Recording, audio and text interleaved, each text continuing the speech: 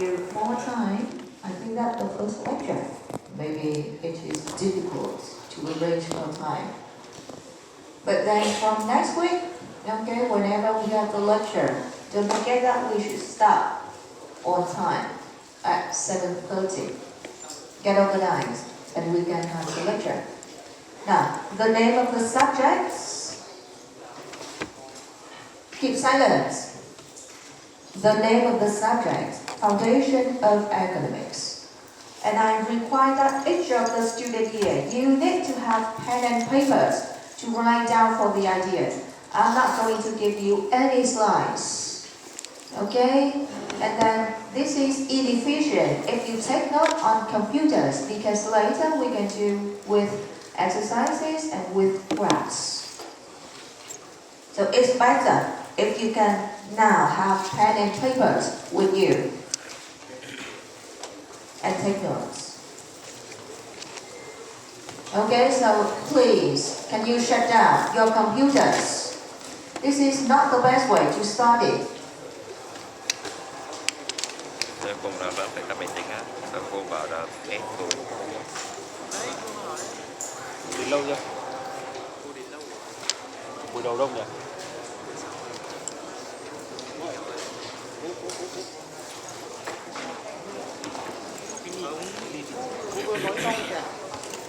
Now is it okay? Pen and papers?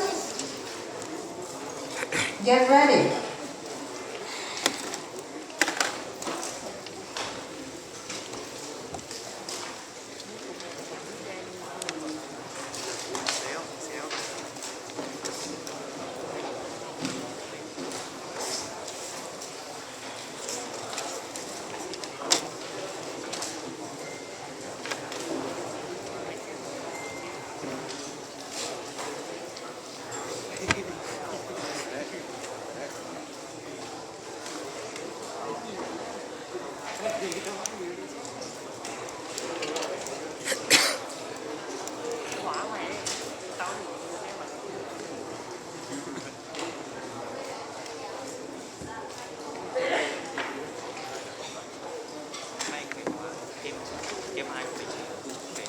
Kim Hoài là ông người nước ngoài dạy, thu chép thì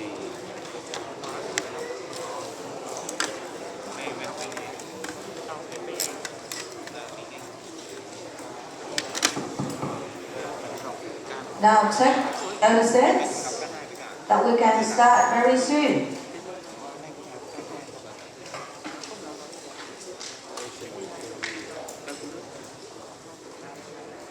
My name on the slide.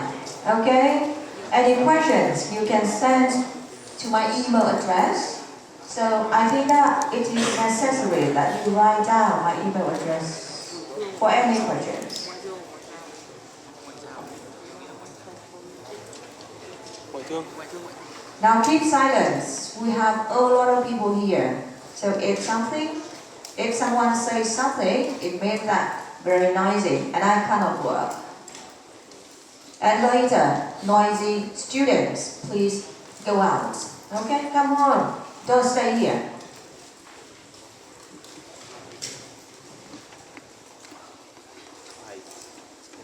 Some information. The first point, I introduce the learning materials. We rely mostly on the two textbooks. The names are, the first one, Principles of Microeconomics by Mankiw. We select some chapters here to follow. Okay, we just have the idea, and you read the textbook for these ideas. In Mankiw, for Principle of Microeconomics, we utilize chapter 2, 4, 13, 14, and 15. The second textbook I introduce here, Principle of Macroeconomics. What do we mean? We mean that actually we have the two parts in the subject, micro and macro. Okay, for the macro one, written by Kay, Spray, and Oster. So we just follow 3 chapters in the second textbook, 5, 6, and 7.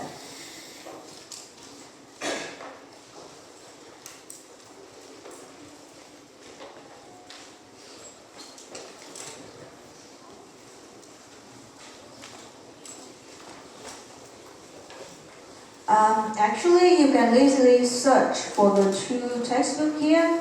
I have the link that you can follow. It's ready in this link, the material. But then for the ManQ, this is the old version, just fifth publication. But then if you search for the ManQ one, I think that you can find the newer one. For example, 809. Okay, so this is what you can follow, but you can even search for the newer version. Okay, that you can follow. Understand my point? Yeah, it's ready, but if you want to explore the recent version, you can do. Now, you should read the textbook. Why? If you read the textbook, combined with what you study in lessons I present here, I think that you will have very,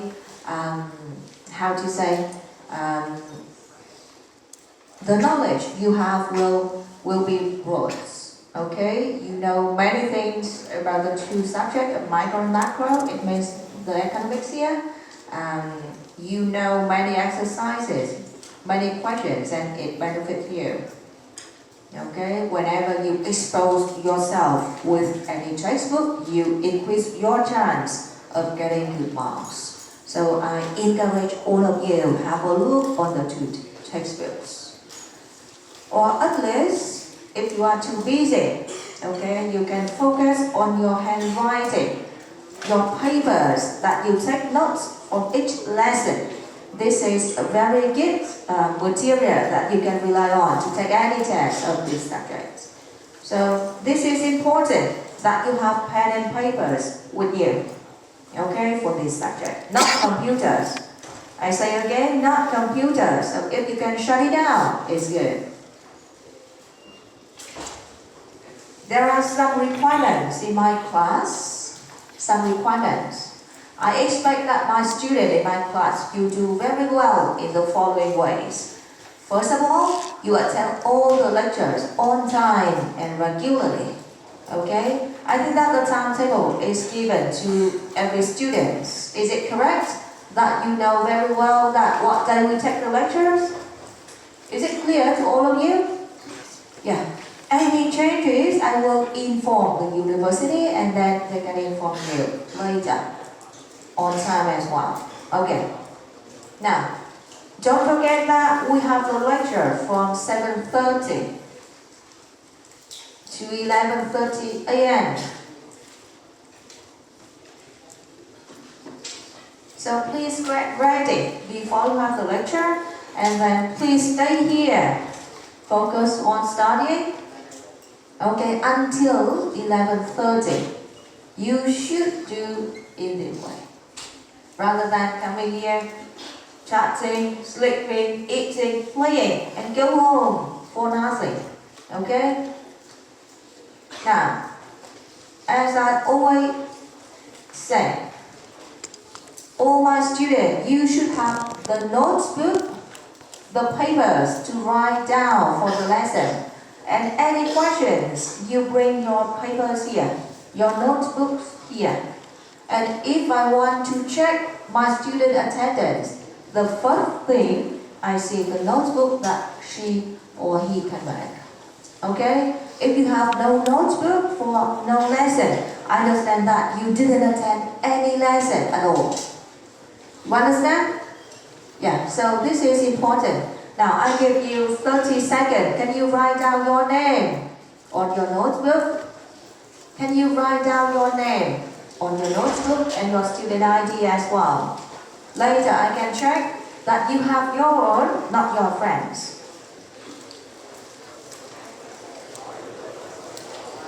Write down your name.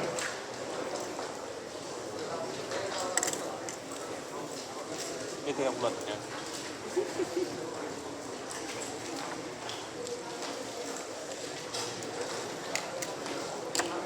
Biết thế đã sao? Thích thế, không biết thế.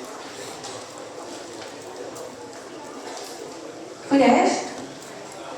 Yeah, okay. So later, for example, when I check attendance, bring here first, and then I can ask you questions as well to make sure that you attend my lectures.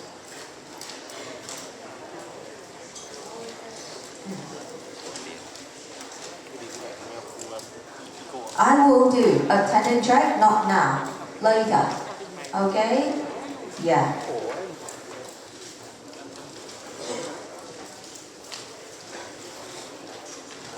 Now, don't forget that we're coming here for studying.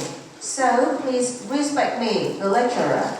Okay? Respect me by following what I'm saying here. Doing no private jobs, no private business here, no other subjects here, no sleeping. Okay? No eating, no playing. No. Making no noise as well. Okay, if you are too noisy, I cannot work, you need to go home. Okay?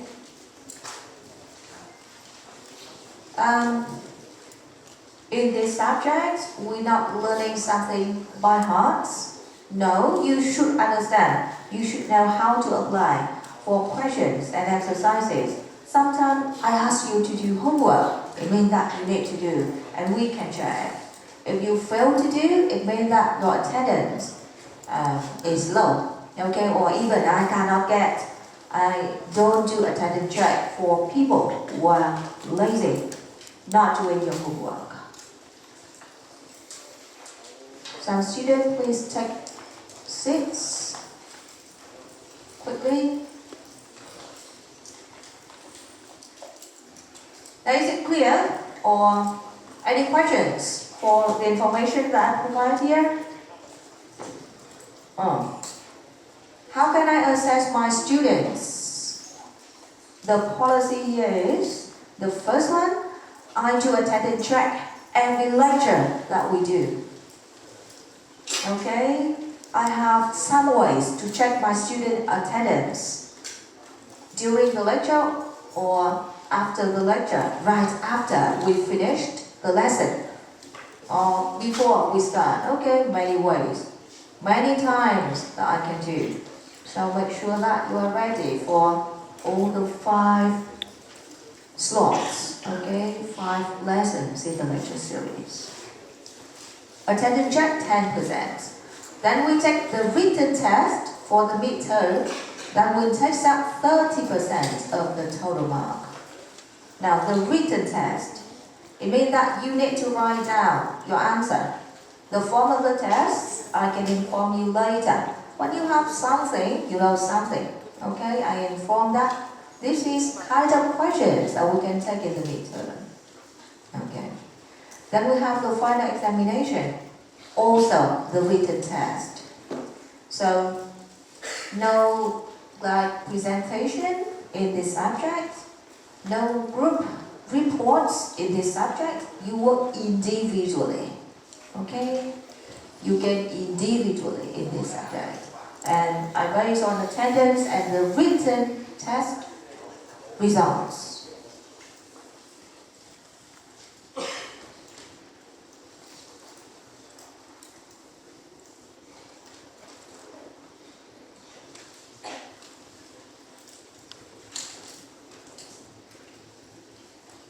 If any student who can make great contribution or who can perform very well comparing to the others, I can give you the bonus. Okay, the bonus here, I add it up in the midterm test. For example, in the midterm, you get 9.5, so I can give you 0.5 as the bonus. The total mark you see on the results score sheet should be 10. Okay, so some student in the class, you can have this if you do very well comparing to the others. Try to get that. I think that for you, the student, this is not hard. This subject, it is not too hard, but this is something different from what you have been learning from other subjects. But if you try, you can do very well. I know for sure that. Now, the next point, what we're going to do, we only have the 5 lectures.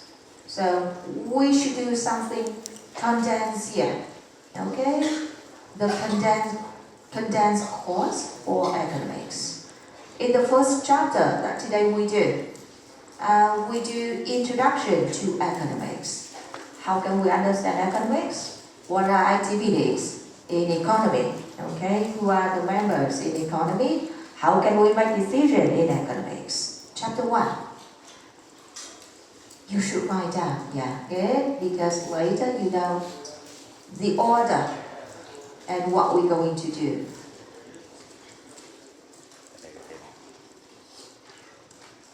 You should write down.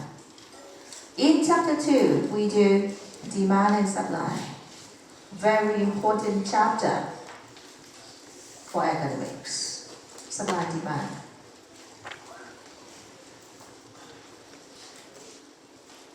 Later, we can do cost of production. Cost of production.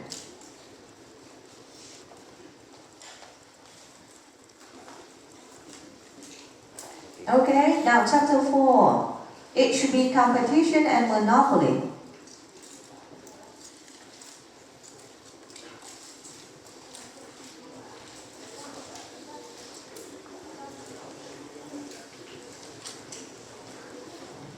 After that, now 1, 2, 3, 4, it should belong to the part of microeconomics. After microeconomics part here, we can take the midterm test. After midterm test, we have some short chapters for macroeconomics. Okay, now chapter 5. The introduction for the macro one, we do chapter 5, the macroeconomics concerns. Macroeconomics concerns. Chapter 5.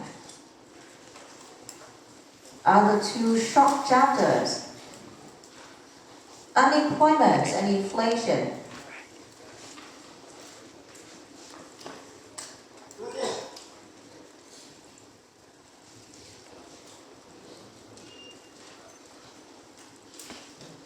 And then the final one, we do measuring national outputs and national income. So this is all the chapters that we're going to do in 5 lectures, available through the 2 textbooks that I introduced before. Oh, I forgot to ask. Before, when I show the link, is it possible for you to open the 2 textbooks? Yes. Oh, good point. Output và input ạ.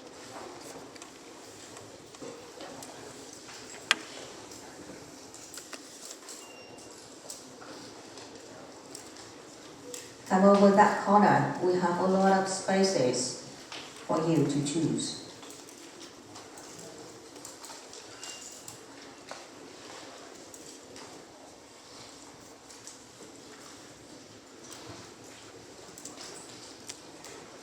So I expect that today we can finish chapter 1 and we do a part of chapter 2, demand supply.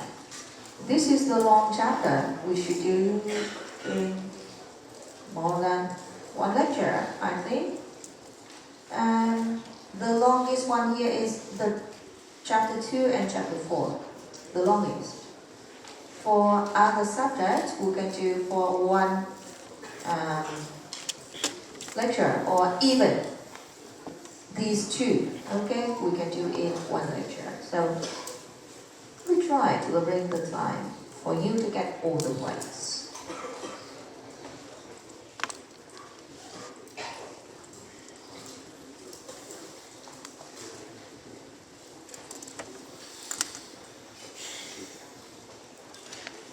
Shall I move?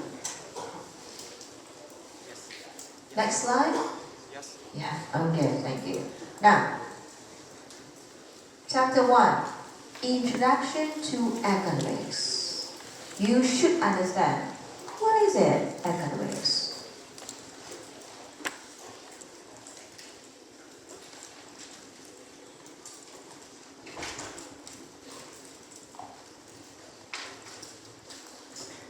So first place here, I introduced some definitions. we should have some definitions before we can get the core definition of economics. Okay. Introduction to economics.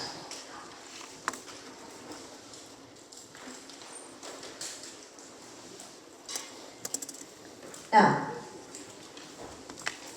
the first definition here is economy. Economy.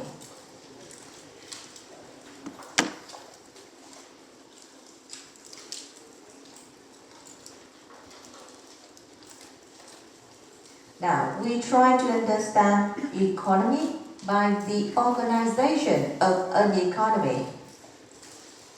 Organization of an economy. How can we organize activity in economy? Okay, this is the first point.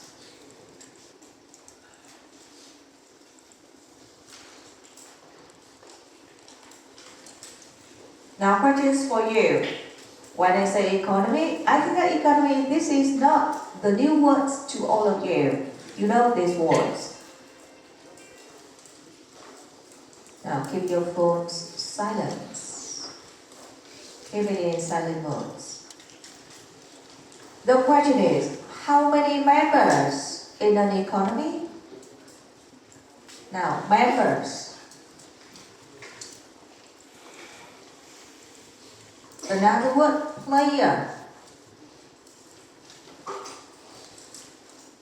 Or even when you read the textbook, they can say actors in economies. How many? And what are they? Two. Okay. Any ideas for two? What's the name of the members here? Can you say? Seller, buyer. Very good. You have consumer. Very good. And producer. Who else? Now we can think about. If we say seller.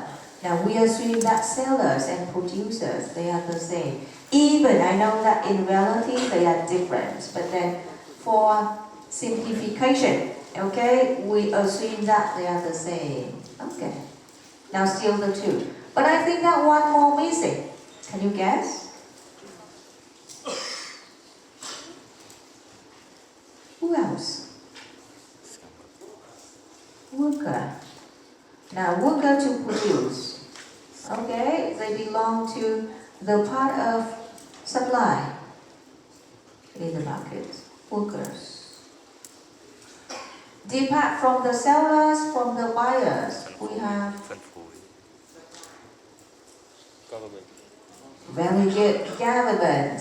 Government. Okay, in any economy, we have the government. Now, three members in economy. The first one we can say government. The second one we say producers or sellers. And the last one we say consumers or buyers. Government, the first one. The second one we say seller. Seller here we refer to the buyers as well.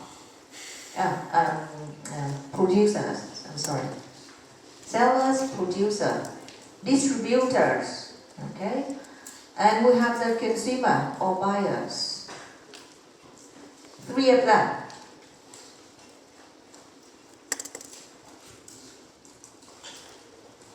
And actually, three of them, they interact.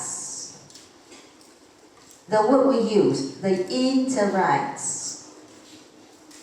You know the words? They exchange for goods and services and ideas. They interact in the two markets. They interact in the two markets.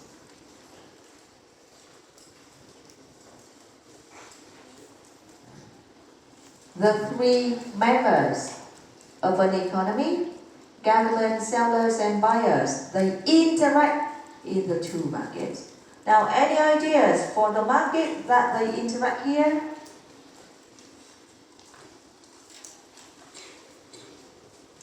Any ideas?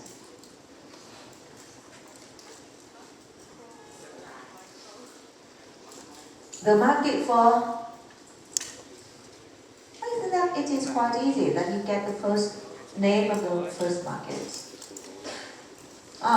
Goods and services. Okay, it should be one market. The other one, maybe, you don't know how to say. The second one is Factor the market for. factor and production. Very well. How can you get that point? Textbook. Textbook. Yes. Okay, very good. I agree that we have the market for factor of production, or we can say input market. Now, coming, I'm going to show the diagram. Okay, we say the diagram that can analyze the three members at the two markets. So you don't take note now. You don't take note when you see the diagram because I explain, you understand, and I give you time to make it on your paper. Understand?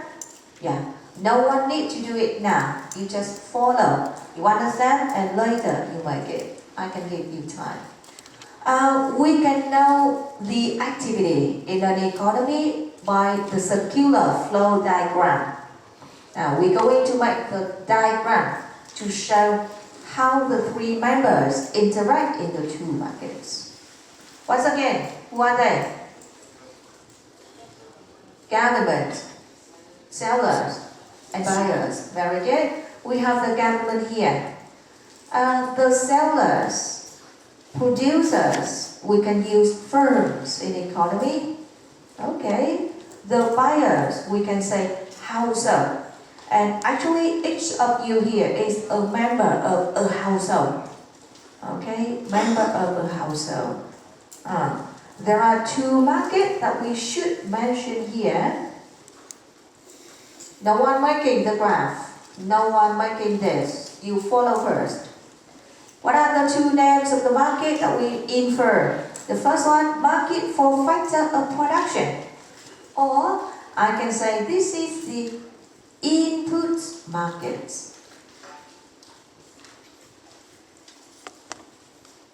Input market. What do we mean by factor of production? An example. One of the factors that we need to use to produce goods and services. Very good. We have label that I can denote by K, by L. Label. What else? Land. Materials. Very good point. Materials. We need materials. M. And machine. Very good. Machine is one kind of capital. Capital refer to machine, refer to factory that we use in production. Okay. Now for capital, actually the word is here, capital, but then we denote by K. Why not C? Because later we use C for cost. Okay, cost that we can denote by C. So capital here, for any academic textbook, we say K. Okay, what do we mean? In input markets, K, L, M, the three main factors of production can be traded here. Question for you. Who sell KLM? Who? Who sell label? Household. Very good. Now after you graduate, you take a job. It means that you sell your label to that firm. Okay, you supply your label. Or, now, if your family has one room and you rent the room for someone, they can do their business, it means that you supply the capital, okay, the room for them to operate business. It means that we have the arrow here. Now, can you see the arrow here? It starts from household. Start from household to firms in the market for factor of production. It means that households are the sellers and firms are the buyers in these markets. Understand the point? Is it clear? Yeah? Now, from household to firms. Households, sellers, firms, buyer for input markets. Another market is market for goods and services. Goods and services, we can say the output market. Output market.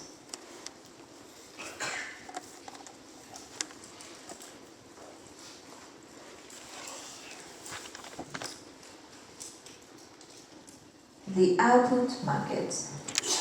In output markets, who are the sellers? Who sell goods and services? Firms, very good. Who buy? Household. So once again, the red arrow here, but then it starts from firms in this market and ends up at household. Agree? Yeah. So the direction of the arrow here can show you who are the sellers, who are the buyers. Okay, so this is for the red one. Now, how about the green one? Can you guess?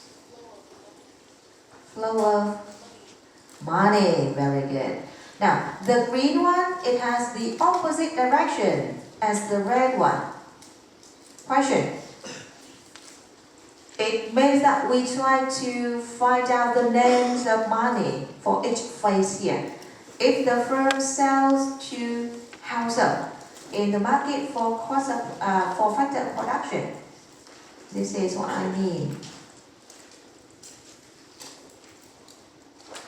What is the name of the money that firm need to pay when they want to buy factor of production? If they want to buy, what's the name? Wait. They need to pay. Salary. You can say that, okay, to high level, firm need to pay wage. For capital, they need to pay Rent. rental. Or even they need to pay for interest. Okay, but then we can have one word here. One word here refer to what firm need to pay to buy input. This is cost of production. Firm pay cost to produce. What is the name of the money that household receive when they selling KOM?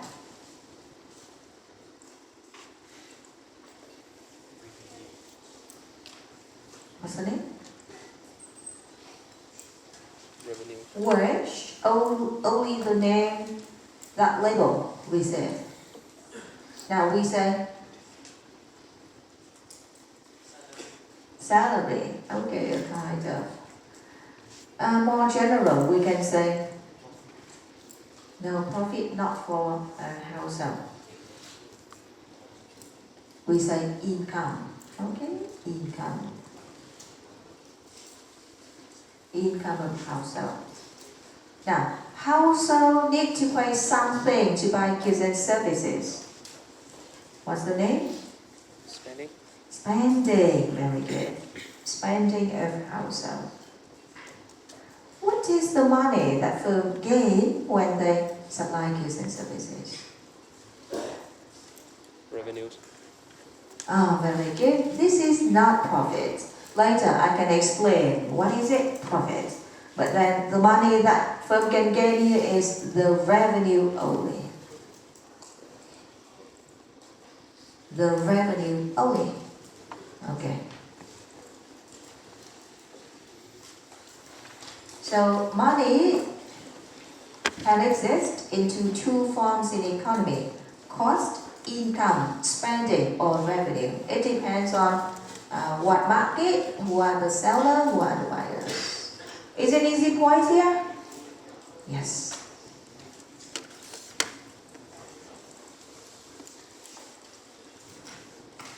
And you can ask, what's the government doing here?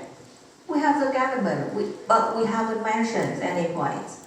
Actually, the government, they can intervene, okay? The word here is intervene. The government, they can intervene the markets by policies such as taxes or subsidies.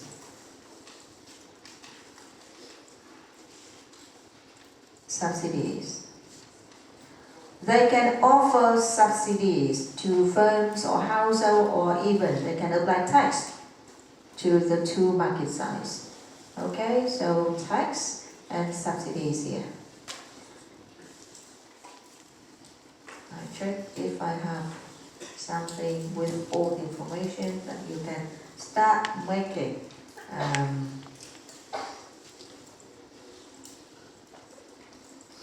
Okay, if you want to, I think that this is possible for you to make the notes, this point, or even we can jump into this one. Okay, that we can, this one. Okay, so yeah, it is clear for you to write down. I give you some couple minutes. Now don't take the photo. I give you time. Make it on your papers.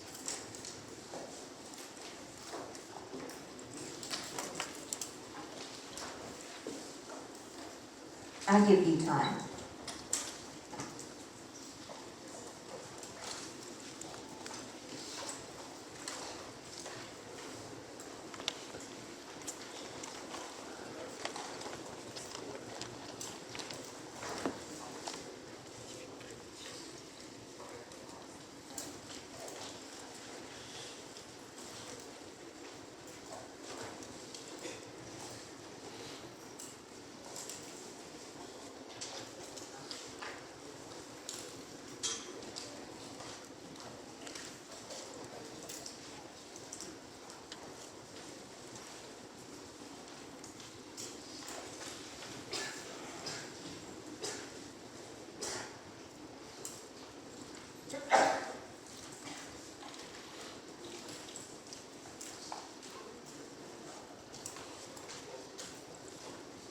Okay, take your time having this diagram and then try to explain why we call the name circular flow.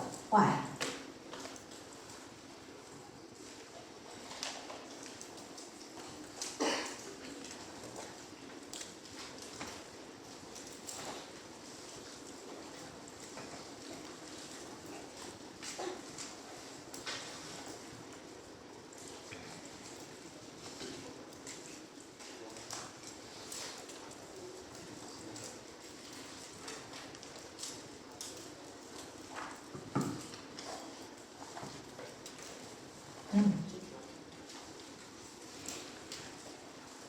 With all the details? Now, let me see. I think you should have more here. One week. Is it your notebook?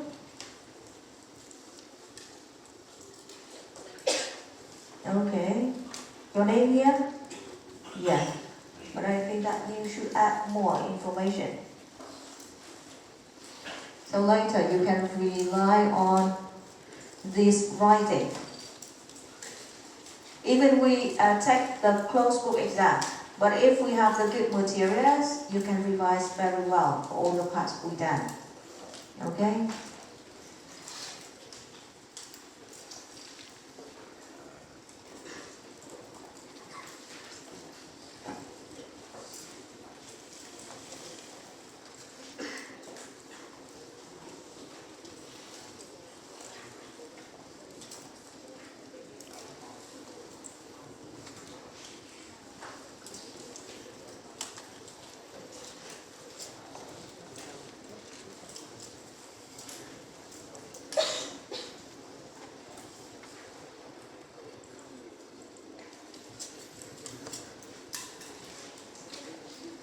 Good.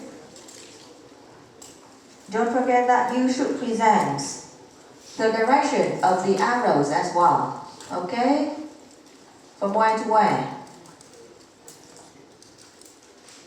So in the test, if any student, you can make the correct direction of the arrow, I understand that you know the points. But if you just make something opposite or in the wrong orders, I understand that, okay, you know something, but not all the point you should do.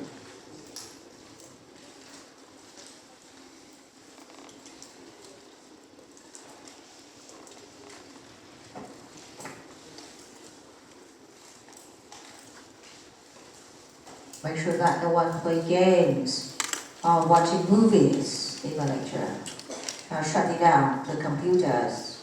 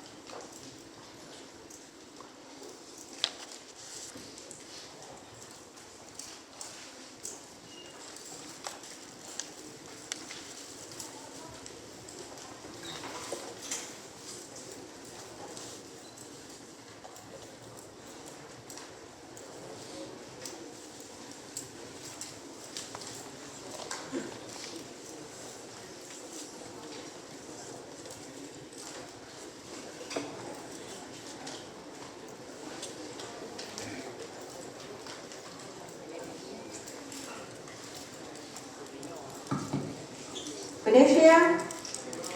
No? Okay, more time. Now why you say circular? Why circular? What do we mean? Circular? You know the word circular? Okay. Circular, it means No way. this is not anti-loop. Now when you say the word not anti-loop, it means that it starts from households to firms, firms to household, and start again and again like this in any economy. equal to en nhé. Okay, never-end loops. There are two loops here. The red one, or the outer one. Okay, the red one or the outer one. This is the loop for factor production and goods and services. The inner, the green one, this is the loop for money. Two loops.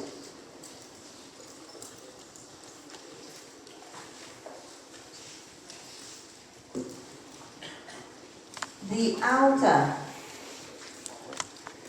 for goods and services, or I can say input and output.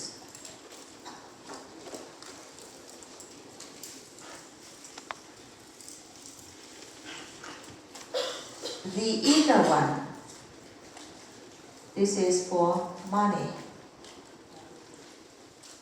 This is the never-end loops, never-end.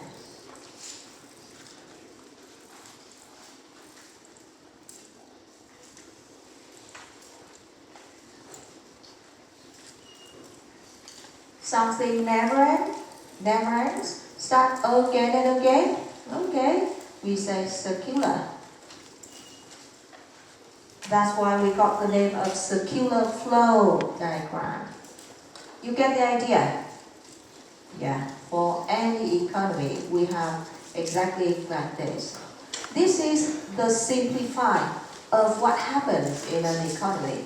Actually, in reality, we have something much more complicated than the points we covered here. But this is the simple economy, how they work.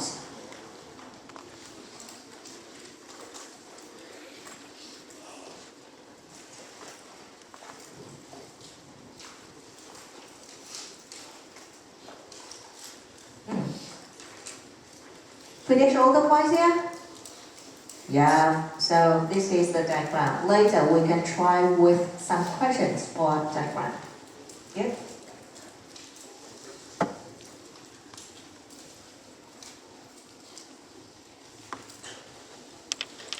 Now, after knowing the idea of how economy works, we now try to have the definition of economics. We know economy, we try to build up the definitions for economics. To understand economics here, we need to understand the first point. The word is scarcity.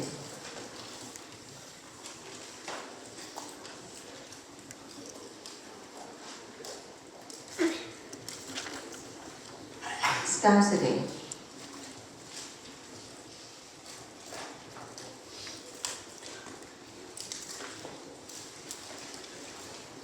Scarcity occurs when availability is not enough to meet demands. Scarcity occurs when availability is not enough to meet demands.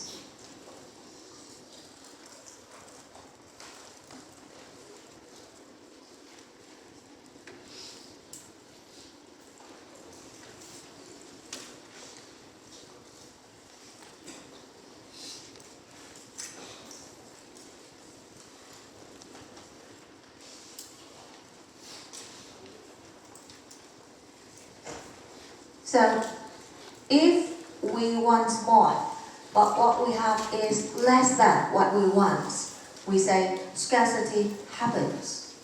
You know scarcity? For example, okay, we have the scarcity of money. Scarcity of money. What do you mean? You mean that you want to have more money, but your parents only give you limited money and less than what you want to have. Agree? Scarcity. So some areas in the world, they have the scarcity in clean water. Okay? Or they have the scarcity and during the COVID-19 pandemic, some places will have the scarcity in the face mask. Okay, or other things that we can cure the pandemic. Now, resources, another term that we need to understand.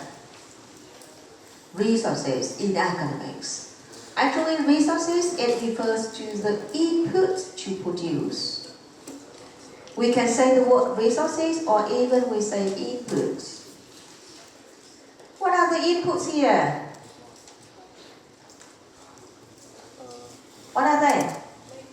Labor, materials, and capital. Very good. Now, example.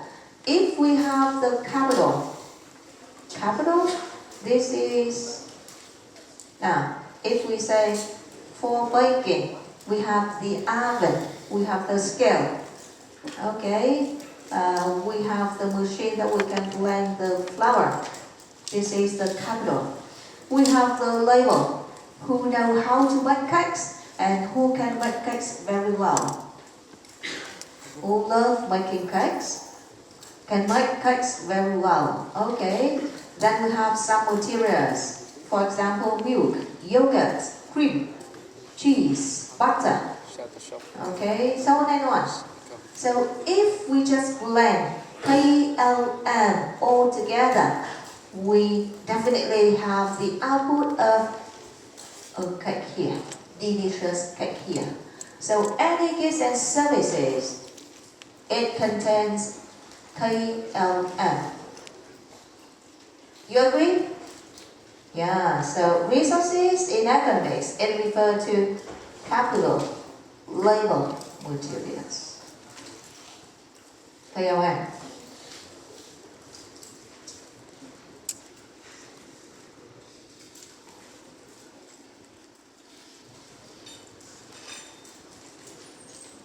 Don't forget that we try to build up the definition for economics.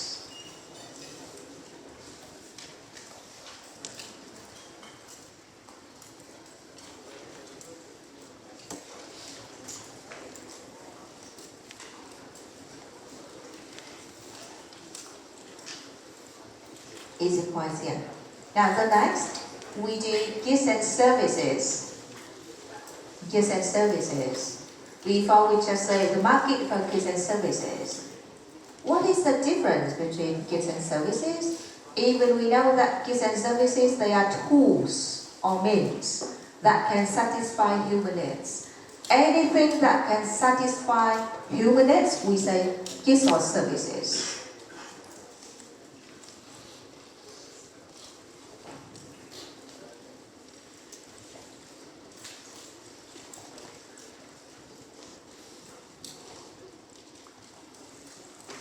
Tools or means that can satisfy human needs. Now, can you point out in the first picture, what are the goods here? Transportation. Bus. Very good. Bike is the good here. Bike. Who want to have the bike, they need to pay money and then they can ride a bike. Okay, to transport from two places. What else? Bus. Motorbike, we mean, okay, motorbike. What else? The bus here is also the goods. Or even some, the bus stop here, we need to build up with money, okay? We can see the bus stop, we say this is the good. Now, goods here, another word, this is tangible goods, tangible. Tangible, it means that we can touch, we can see. This is tangible. What service supplies from the first picture? Transportation. Bus services. It means that if you pay money, you can take the bus to transport from the two places. This is the services. So services, we can say intangible goods. Intangible goods.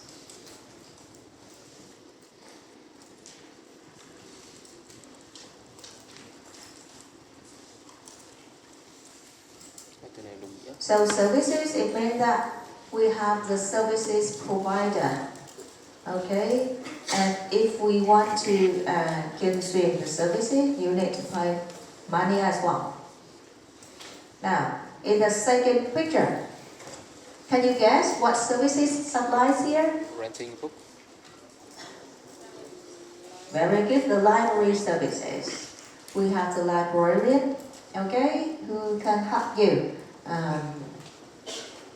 to have the information of the book that you borrow, okay, and decide that what date that you should return the book.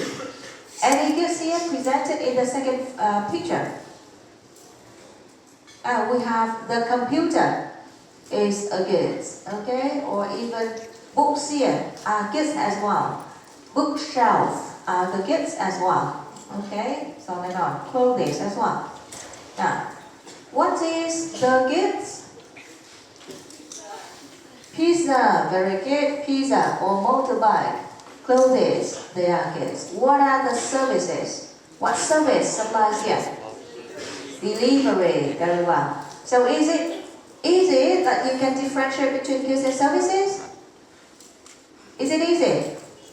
Yeah. So in academics, we say about how we can distribute goods and services among people. Now, from point 2, what we have? We have first here, scarcity. What is it? Then we have resources in production. Then we have what are goods and services. It's enough that we now can have the definition of economics. We now turn into the definition of economics.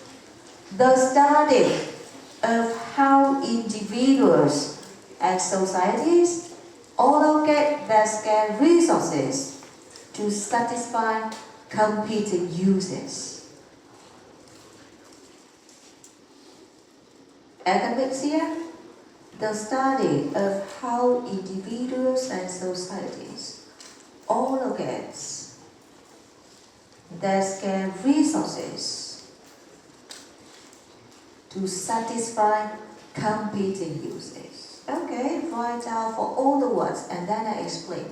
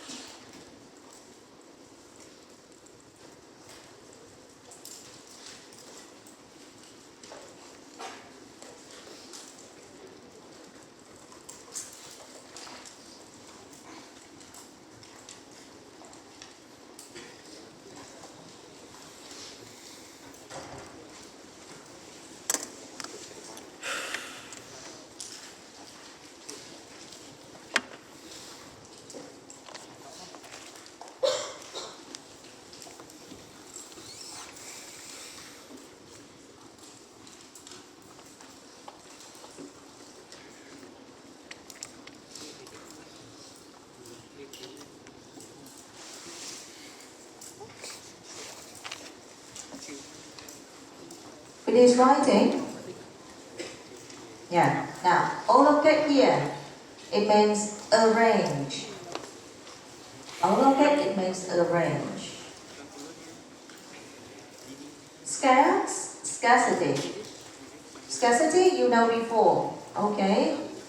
The way that we can arrange the scarcity in resources to produce goods and services and to satisfy competing uses. It means academics.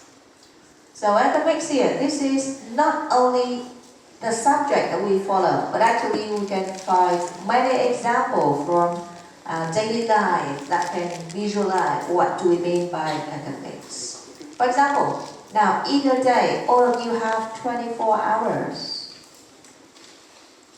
For 24 hours, we say this is limited resources, limited or scarce resources.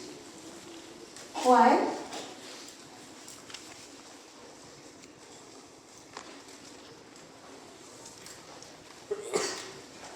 This is limited. No one can have more than 24 hours. Okay? And within 24 hours, you need to arrange your activity in the way that you can achieve your targets. Now, for you as the student, how can you arrange your day? What activity that we should do, you should do in a day? Sleep. What activity that you do? Sport. Sleep. Study. You need to spend time for sleeping. Okay, sleep. What else? Eat. Eating. We did. Pray. Study. Playing. Okay. Pray. Study. Oh, at least. Finally, you say you need time for studying. Now, some students, I know that they can have another target that they can earn some money during university time, that they can do the part-time job. They take part-time job. If you target to achieve the best score, the highest score in study, maybe you don't arrange your time for the part-time job. You just focus totally on studying. Okay. But for some students, they think that, okay, studying is good, but then we need to earn money as well. They just spend little time for studying, but then much of their time for part-time job. This is the way that we arrange the limited resources to meet the demand. You understand? Yeah. Now, why we say competing uses here? Competes. It means that if you have more time for a part-time job, no time left for studying. Okay? Or if you play all the day, it means that no time for sleeping. You understand? Yeah, this is competes or competing usage. If you use the resource for this action, it means that no available resource for the other action. So the way that you arrange your time to meet your targets is called you behave in academic way.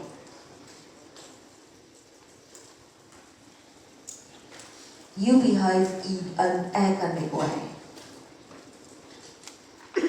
Academic way, it means that you find out the best way to arrange your limited resources to get your targets.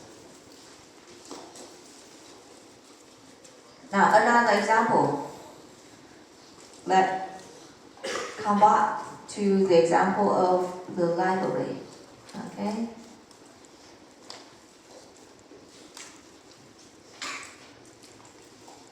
Can I clean up my writing here?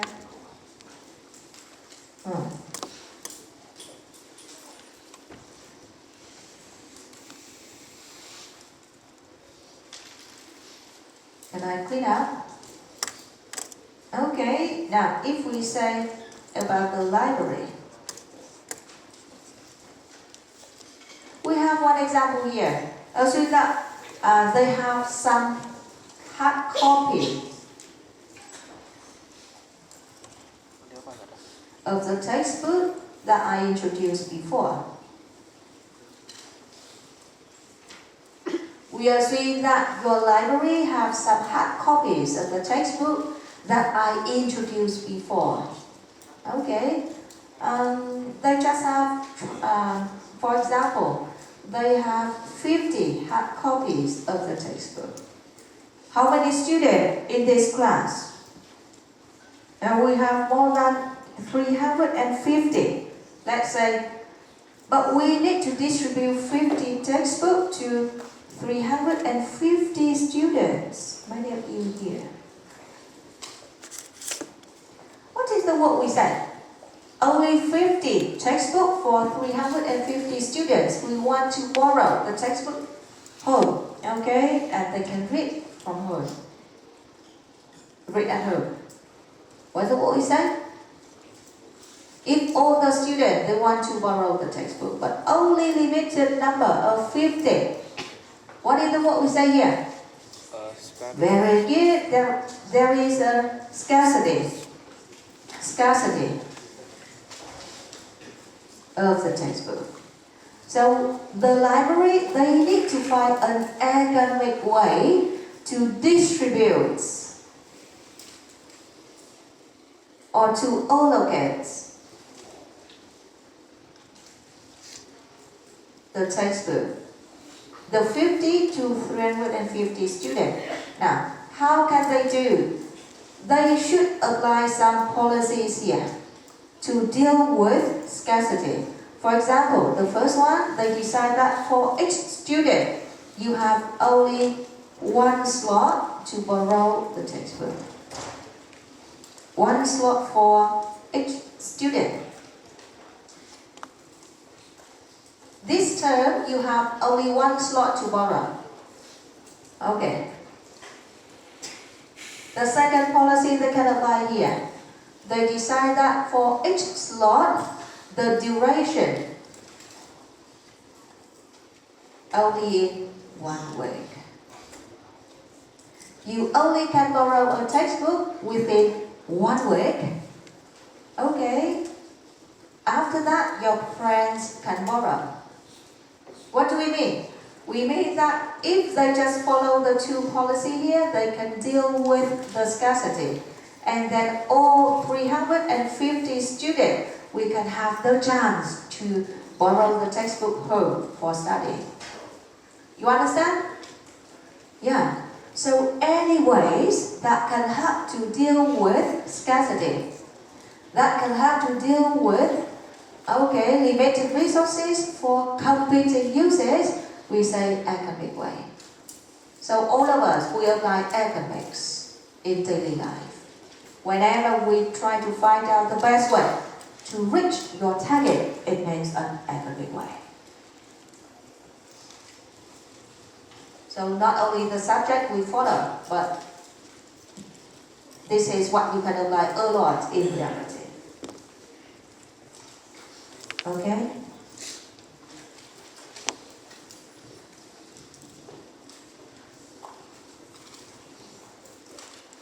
Is it clear, the idea for economics here? Is it clear? Do you understand? Yeah? Okay. So economics, this is what happens all the day. Okay, for all the decisions that we make. While you study in this class, in this university, rather than other university. This is your decision in an academic way. Okay?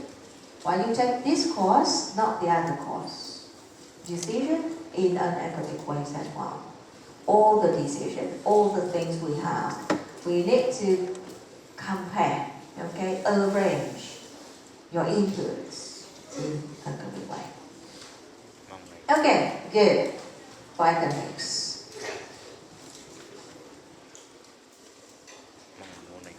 You can take any example of academics as well.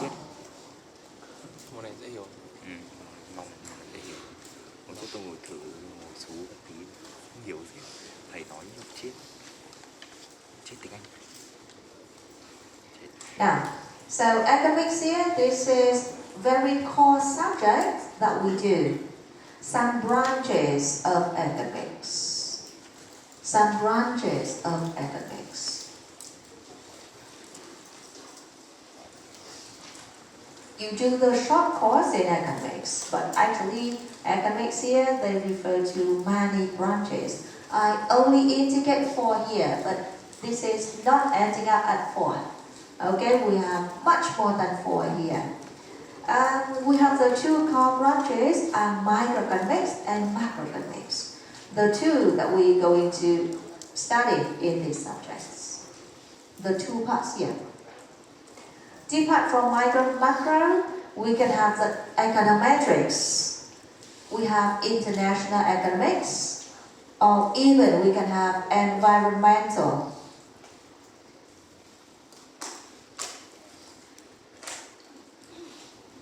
Economics. We have development economics.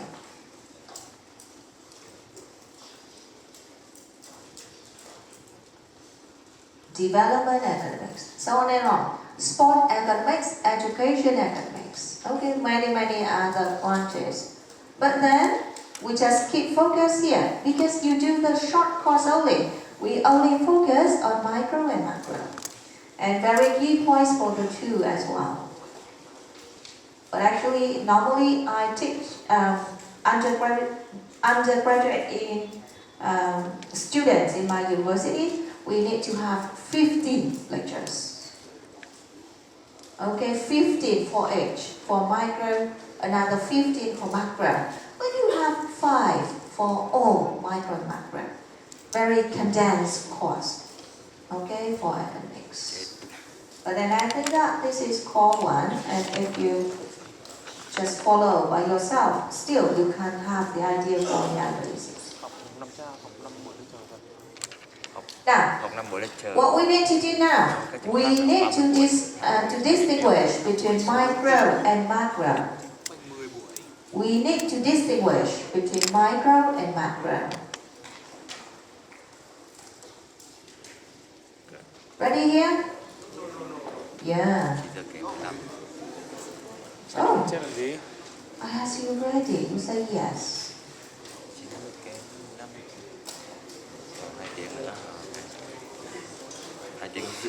Không ra chơi đúng không? Đi mà không ra chơi 4 tiếng.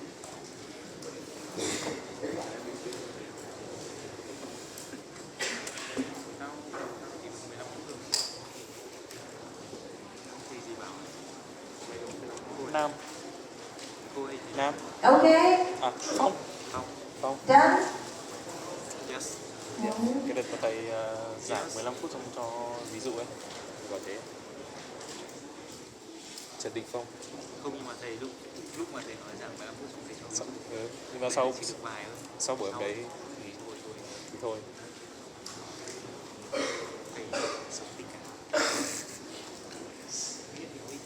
Tình cảm thật. Thầy nghiện thật, nhưng mà nghiện cái khác. Con thầy giỏi với trưởng. Con thầy mắt híp á. Con thầy Phong ấy. Mắt híp à? Có. Một gái một trai. Okay, now what do we mean by microeconomics? Giờ đi tù ấy. Microeconomics. Microeconomics, the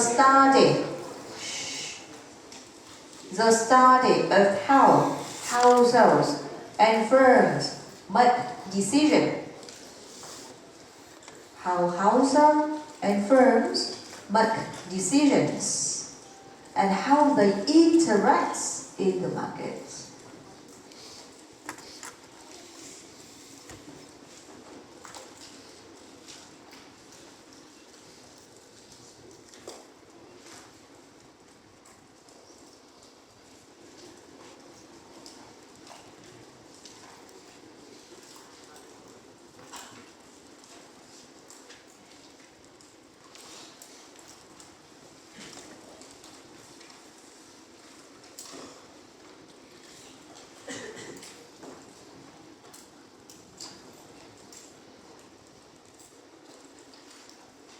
This is the microeconomics. So what are the terms that we normally say in microeconomics? We say decision, we say markets, we say quantity, we say prices, okay, we say scarcity, services, consume, sell, equilibrium. A lot of terms that we're going to study in microeconomics. Actually, we have the government here, but then we focus more on the sellers and the buyers in the markets. Okay? For micro. Now, what do we mean for macro? Macroeconomics. For macroeconomics, this is the study of economy-wide phenomena. Study of economy-wide phenomena. For example, when you say inflation, or we say unemployment or economic growth, this is the term that we normally say in the topics for macro.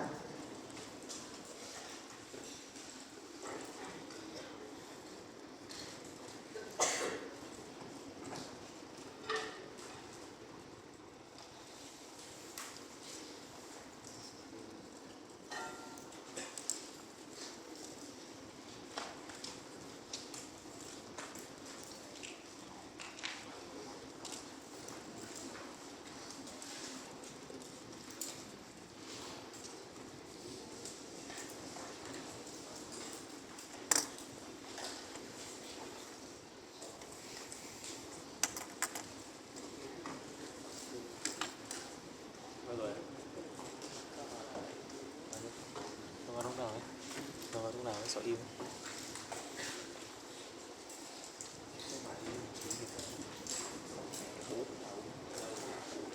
So in macroeconomics, later we do a lot for unemployment, for GDP, GNP. It means the national, it means the gross domestic product or gross national product. Okay, it presents the big pictures of economic growth. Okay, at national scale. This is the term that we refer to in macroeconomics.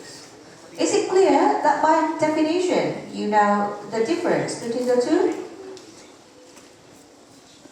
Is it easy to say between the two? What is the difference?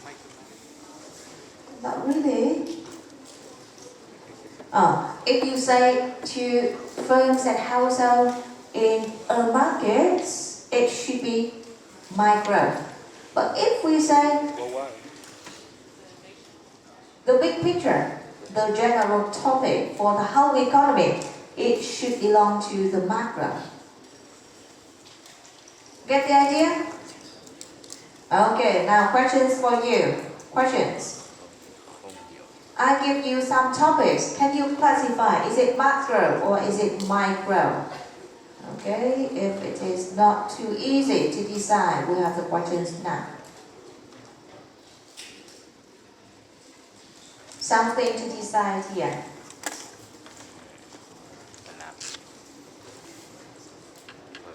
I can ask the ideas, the opinion from some student here, and when I ask, it means that I check attendance. Later, I can have a way to check attendance of the whole class. So if I call your name, you are here, it's good.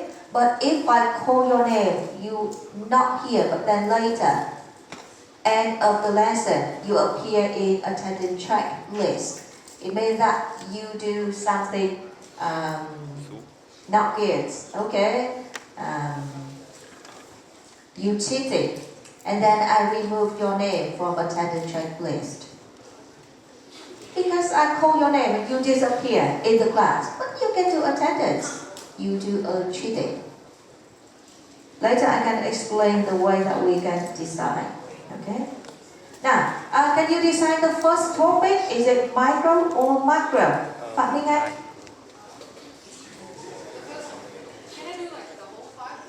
No, just the first topic. Greedy.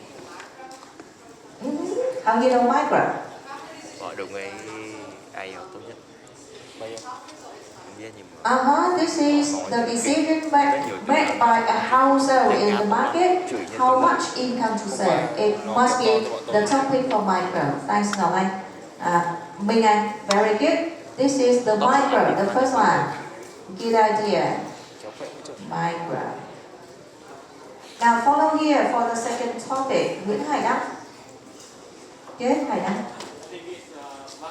Macro. Now, what are the signals that you know macro here?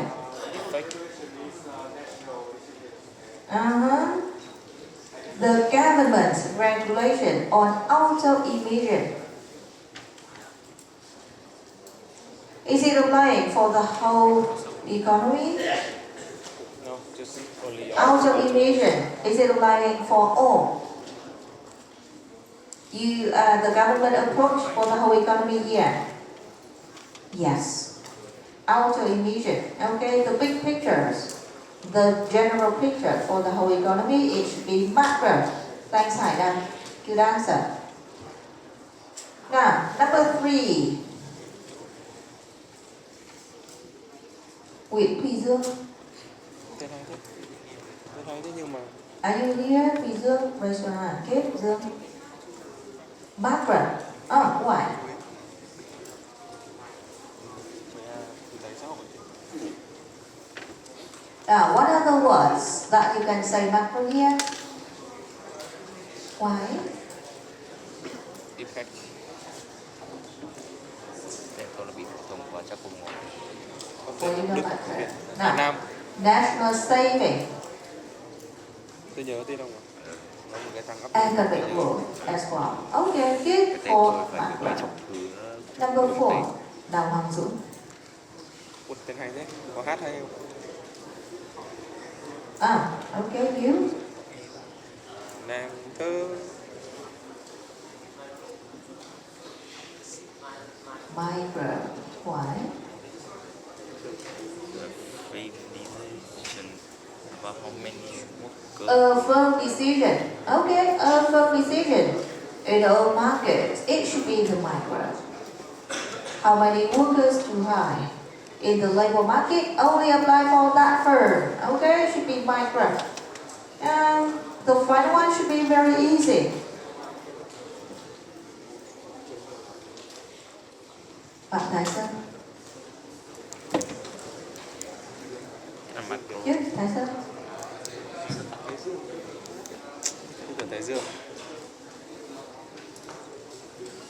Quantity of money, inflation rate, it should be macro. Thanks, Tyson. Macro. You agree, macro here? Yeah. Is it easy that we can decide the topic, macro or micro? Okay. Actually, we study both here, but then we focus on micro first, and then later we can do some parts of macro. Get the idea? Yeah, okay. I think that we can try around 10 more minutes, then we can take a break. 10 more. 10 more, not now. 10 more. các bác chưa làm gì cho nó đau quiz khổ nhau. này thường một chút thế We only, no, not now, sorry. Not now. We only take one quen break. quiz We only take one break. We need time to finish up. I'm sorry, not now. một chữ Z I thôi. shouldn't say about the break. Okay? Not now. Cái cô nói trước 10 phút. Tại cô nói trước ấy ạ. Tại cô nói trước. You want now? Yeah. Yeah. Okay. Nào, chú ý, câu nói tiếng Việt ai cũng hiểu. Hôm nay rất nhiều bạn đến muộn. Sẽ không như thế nữa, bởi vì thời gian bắt đầu của mình là 7 giờ 30 phút.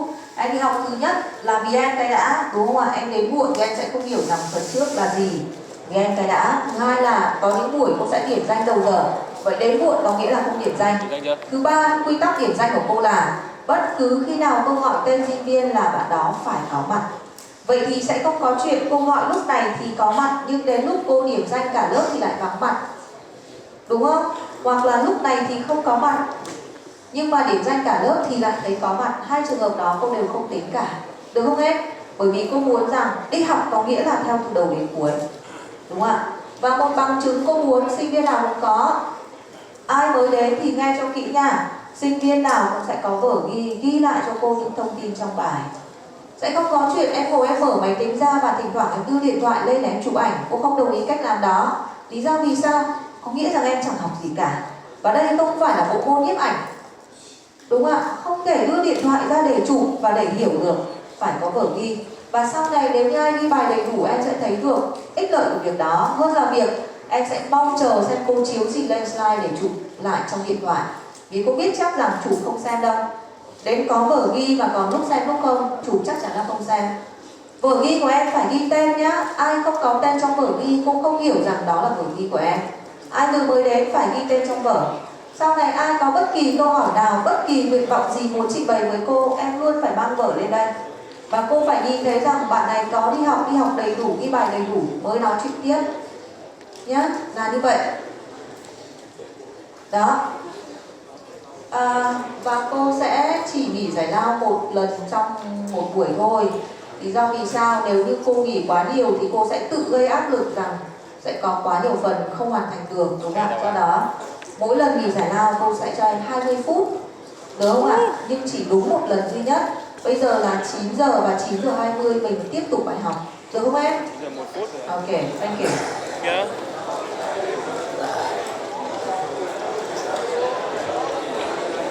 Rồi đi vệ sinh này.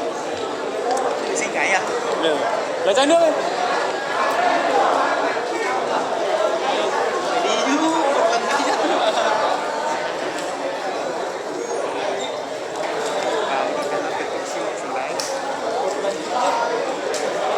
Uầy. Chào bé.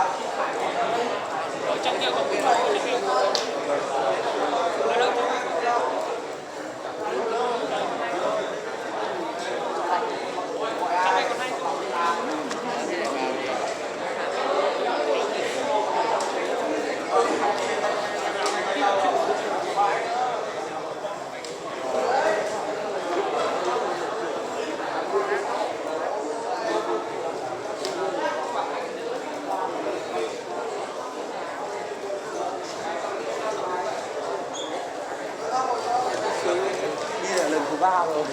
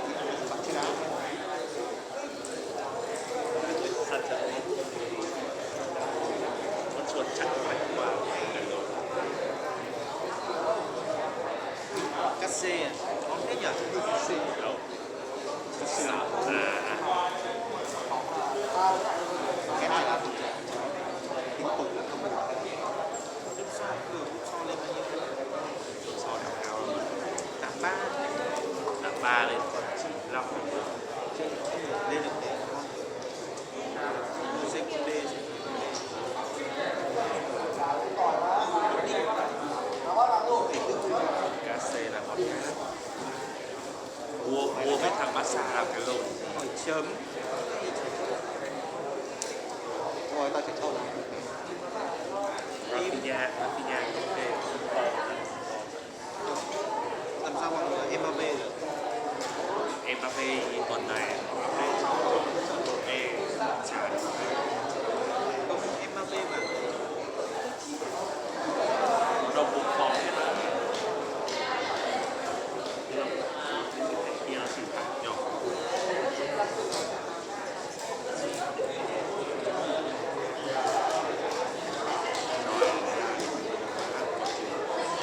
Trong sân mơ, tới trường đấy cơ.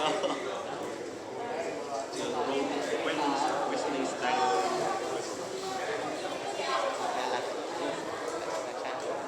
đúng rồi đó. Trường Rome à? Tao nhưng mà tao Ông Rome thì gói này này, Wesley Sneijder cũng ngon nữa. Ethan David cũng ngon. tao thích thằng đây là nó đấy. Wesley Sneijder từ nào? Chắc kéo nó bạn luôn ra được. Bố mày nạp 500 vào cho em. Nào đi, không biết ra vào. Mày cho tao tiền không? Thích mày thích nào? Lúc sau mắc được bao nhiêu ở trong này? Có ghi mà chưa update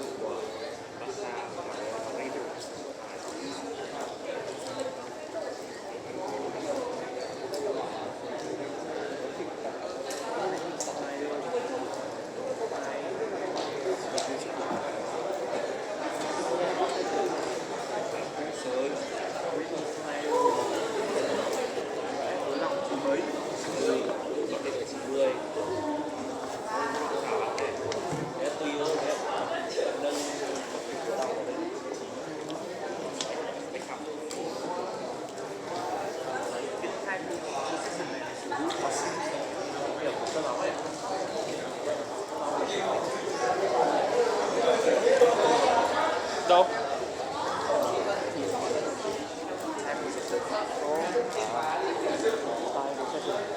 Sắp bóng à?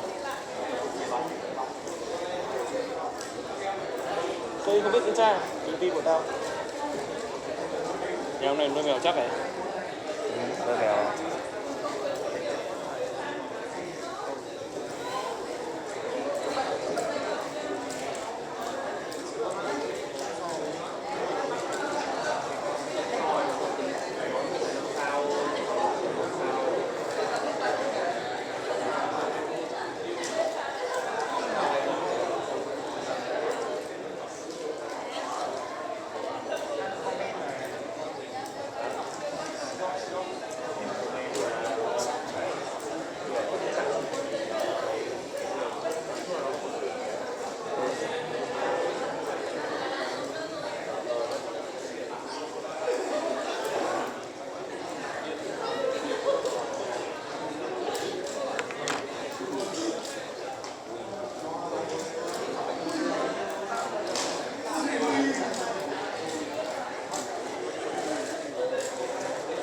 Đeo ra cái gì?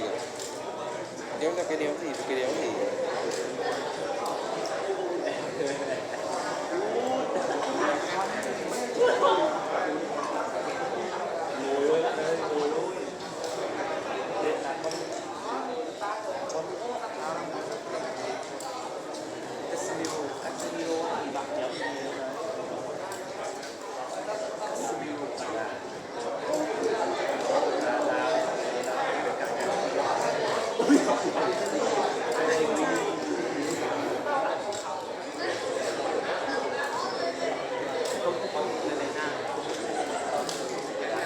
Đây tao bấm cho.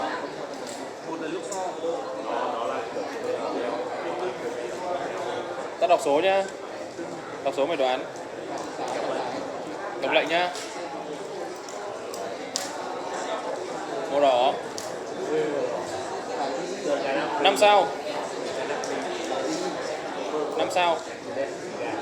Barcelona. Số 23. Thằng này mới về. Không, tóc xoăn. Đây còn gì nữa? Sao biết? Đây tao bấm cho. Không, để tao bấm cho. Đây. Tao bấm một lần thôi. Tao chưa chơi lần nào để tao bấm một lần nhiều.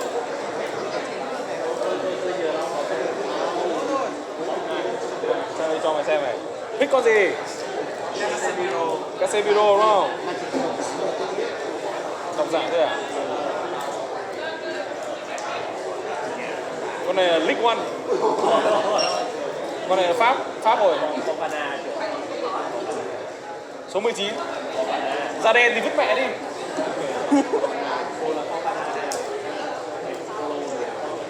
N'Golo Kanté à?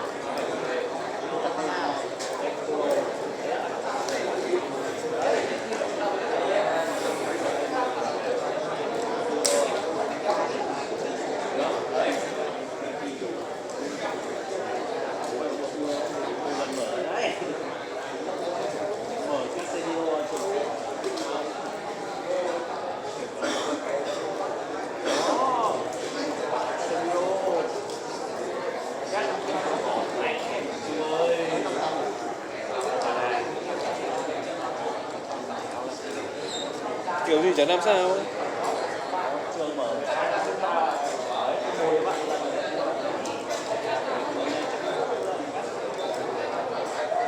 Nặng đi, nặng đi. Tông.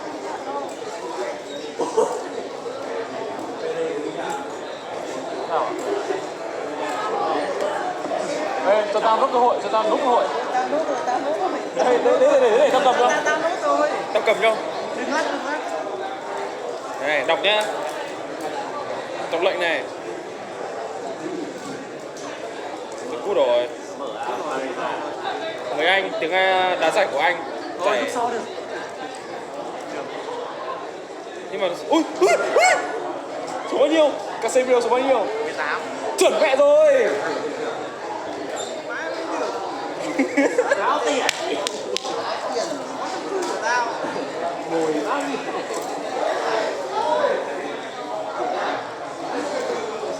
Chứ thằng này đã giải của anh.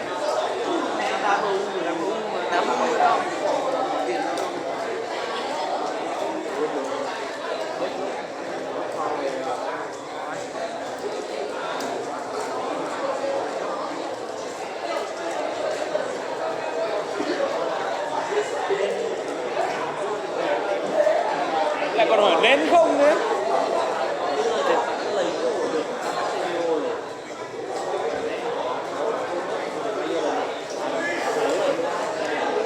Vài phút nữa hả? 3 phút nữa không ạ? 9:01 mình mới ra chơi. Không, cô coi là 9:20.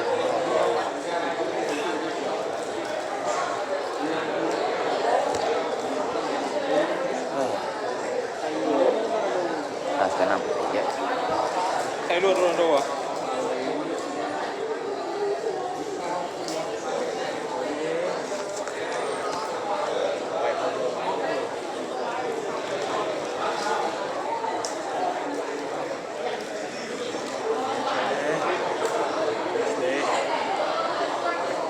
Hai điểm.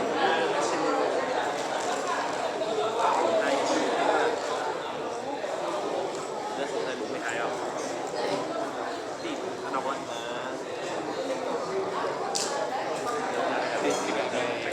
Giá như physics với cả hóa biết được như này thì đỡ phải tạch. nóng lạnh.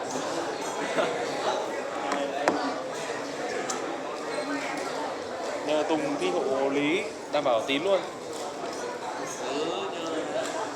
Còn chỉ các môn của thằng có linear. Linear tự thi mà chắc qua không? Lại biết mỗi câu cho đừng, về câu cho đừng. Về mày biết nhân vectор không? Nhân như nào? Thế cũ rồi, nhân ma trận, nhân thế nào?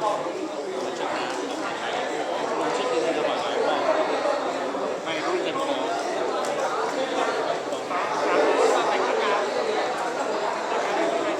Đi có môn đấy thôi mà. Thằng này tính là mày được 9 điểm mấy? Thằng này 9,9 xin được. 99 sao 9,97 còn thiếu là 93 thôi.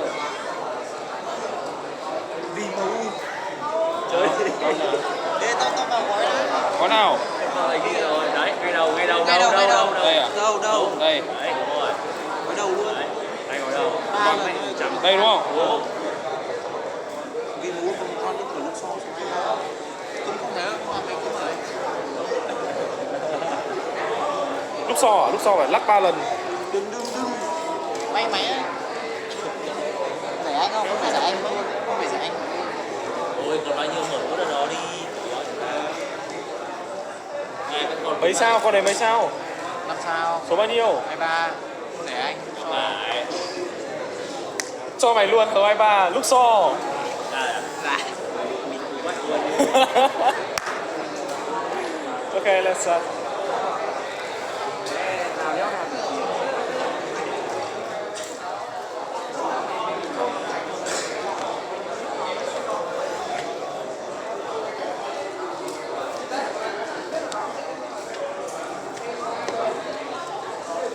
Okay. Now, we continue.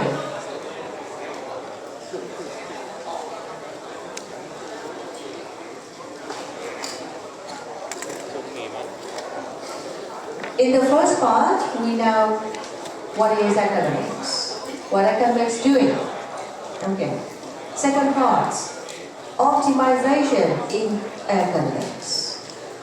How can we optimize in academics?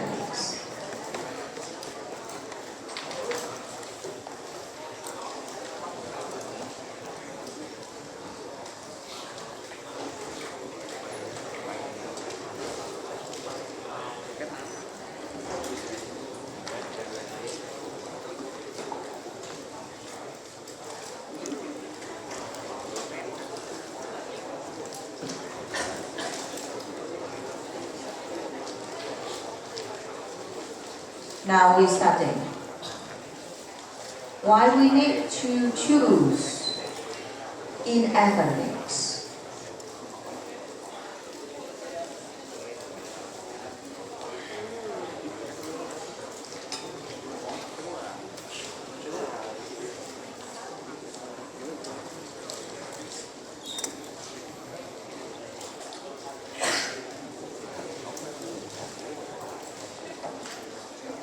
kỳ. Chặn nào không nói, chặn nào to to tí, chặn nhỏ thì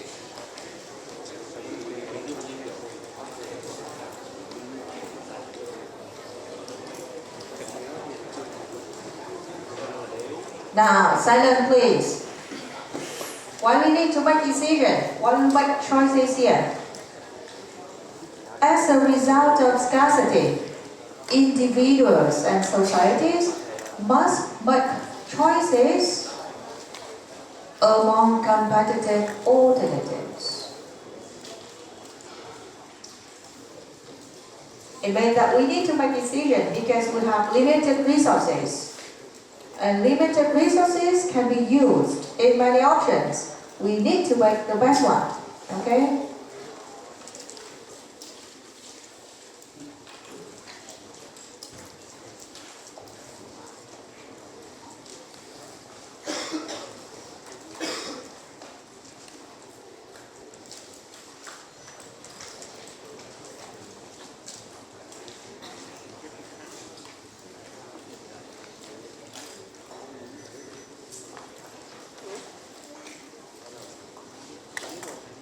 thế thôi, năm sau học lại.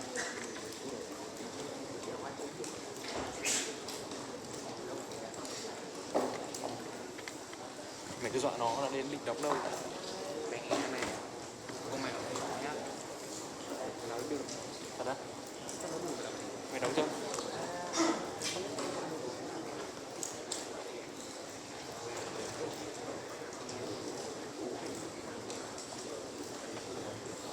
Đéo nộp tiền năm sau học lại thế thôi.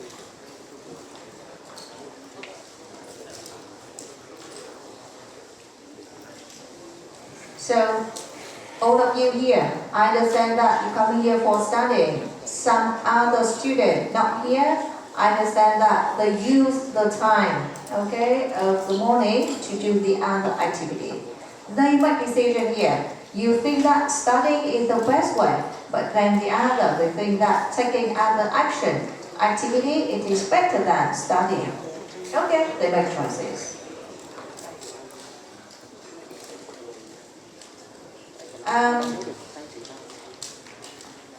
What is the objective of making decision for each member in society, in economy?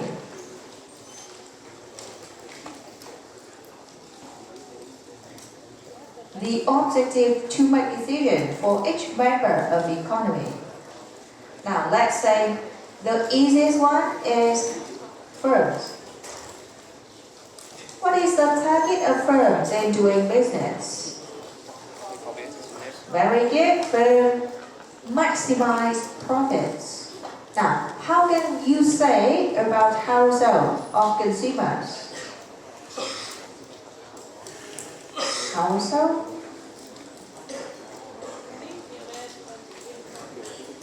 Household, we have the money. We need to buy goods and services to consume. Okay, what is the target that we want to reach when you buy goods and services? Meet the demand. Now, actually, what we say here, we say we tend to maximize utility in consumption. The target for consumers or household, keep silence. Keep silence. Maximize utility in consumption. For firms, this is easy to say. Maximize profits.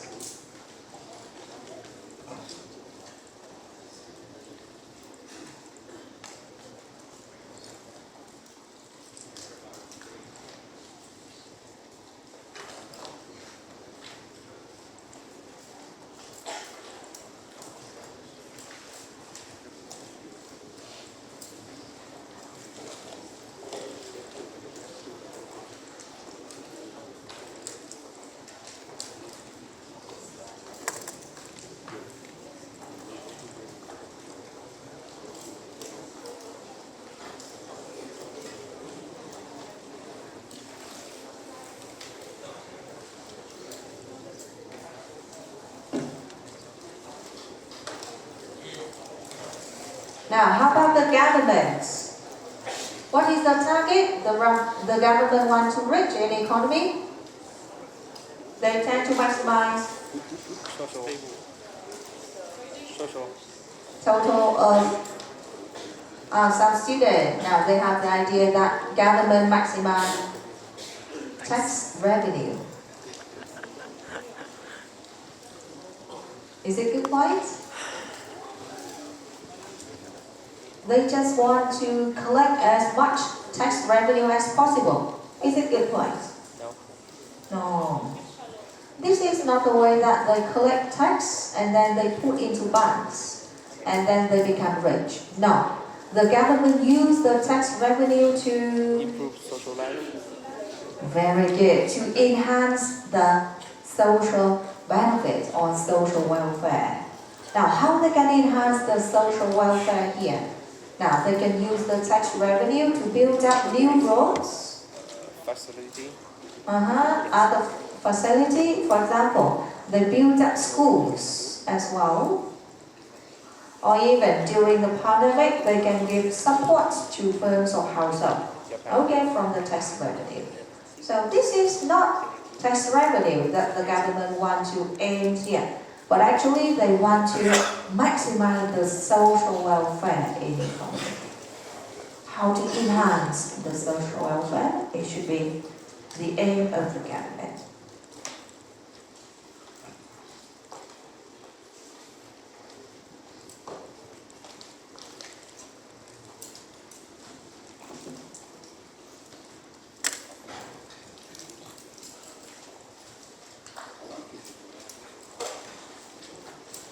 Chạy bài đi.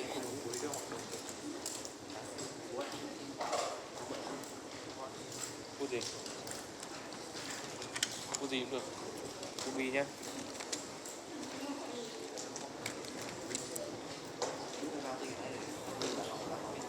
Bút nào tặng trên 10.000 một cái.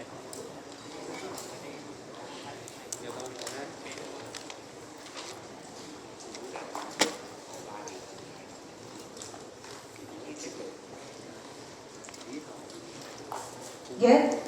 Now, and once again, we only focus on consumers and firms. We only focus on the two here for the part of micro. Even we know that the government, they need to do something, but then limited time, we're not going to mention the government here. Okay, much time for consumer firms. Now, the next point, to make decision, we need to have the tools. And we need to follow the approach. The tools to make decision here, to choose between options that we have here, the name is opportunity cost. The tools to make decision is opportunity cost.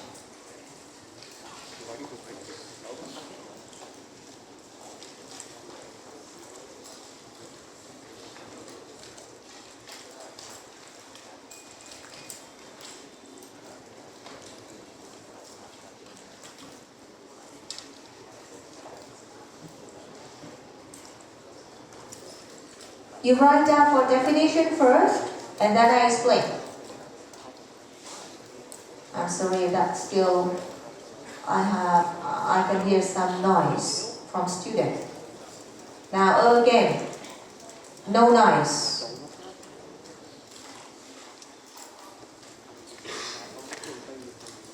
Keep silence. When you're talking, you cannot understand what's going on.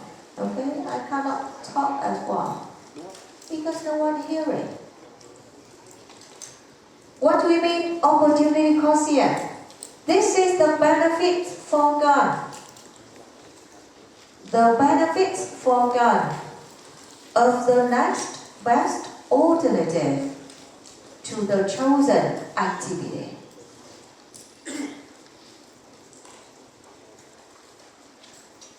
The benefits foregone of the next best alternative to the chosen activity.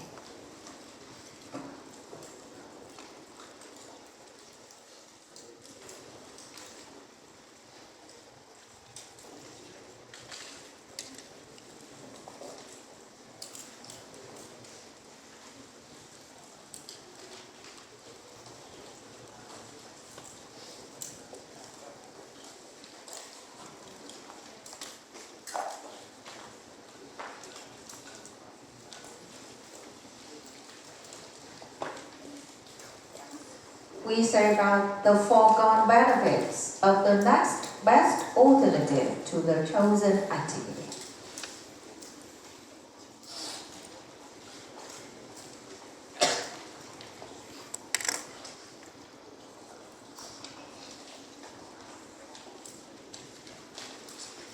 Now, when we make decision, we choose the lower opportunity cost activity. Which one is lower opportunity cost? We choose.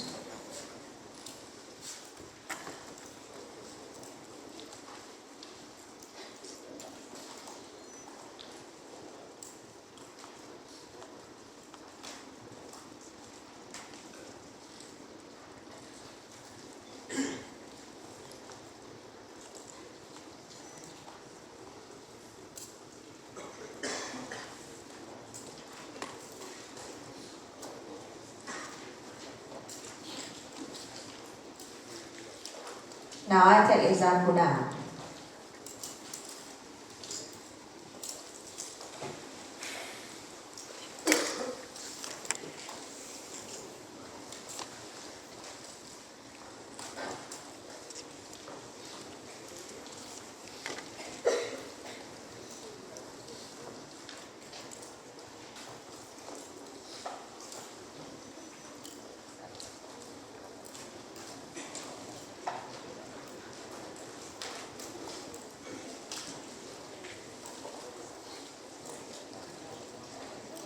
Now, finish writing? Finish writing here? Are you okay? Yeah? We have the time 7:30 to 11:30 here for studying academics. Now, the other friends not coming here for the lecture, they do other activity. Guess what they're doing? Sleep, oversleep. They have a sleep. Okay, they're sleeping in the morning when we study. What else? Part-time job. They do the part-time job, working part-time job. What else? Forget. They study another subject, not academic. Studying but other subject.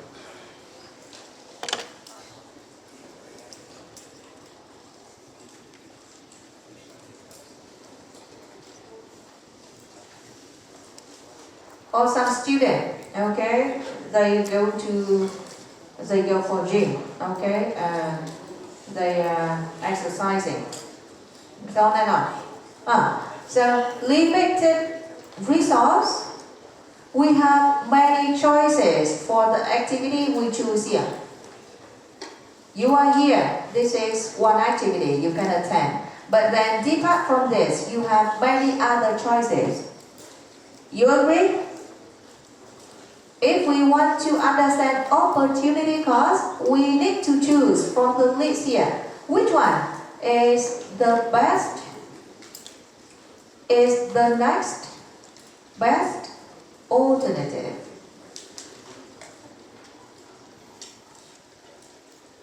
Which one is the best one that can replace for studying academics here?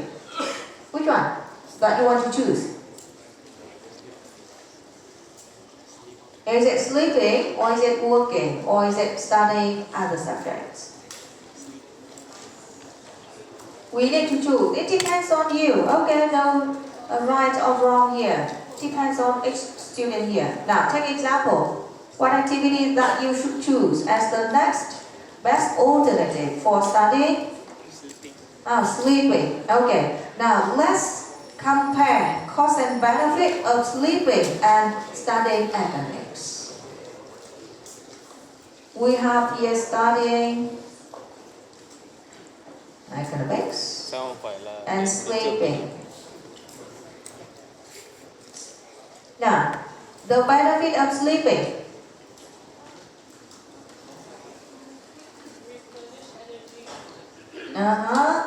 You have the energy, very good.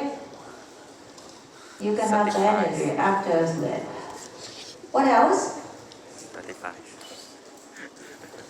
You get Get the warm. energy, and I think that this is one of the way for relaxation as well. If you feel tired, that take a nap. Okay, relaxation.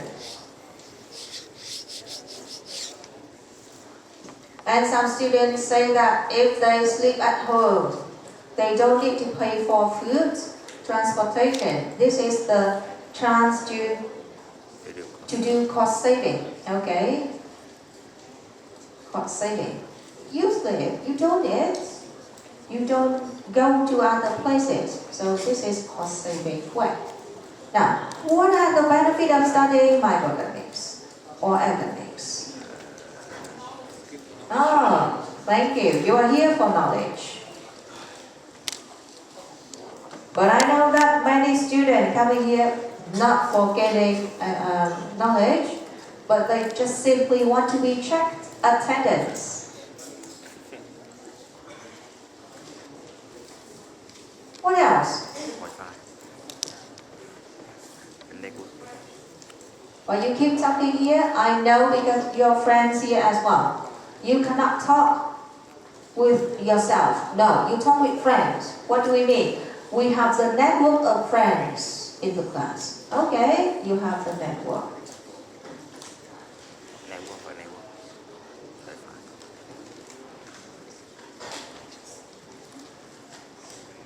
Now, so if you are here for studying, it means that you cannot sleep.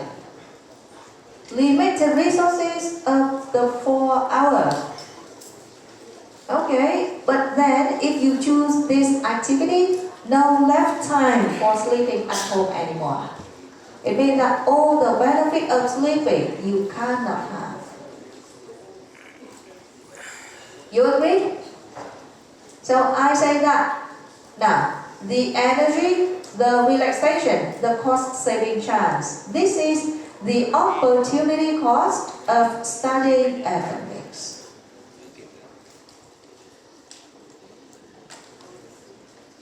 You understand?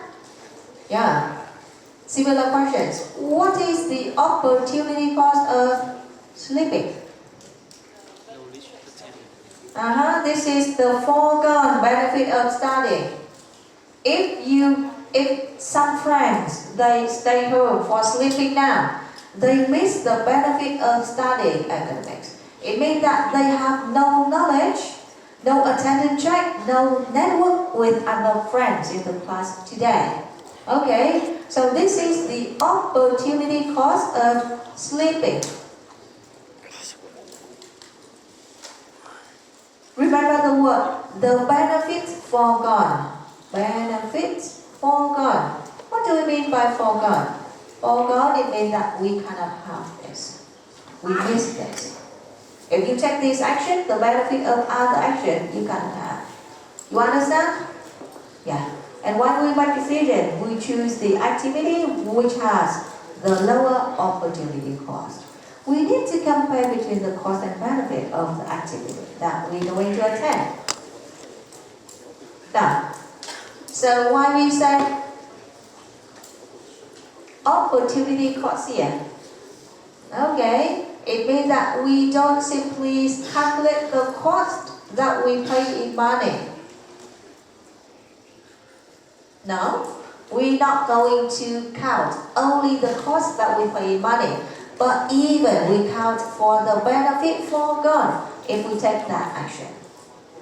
This is what economics differs from accounting.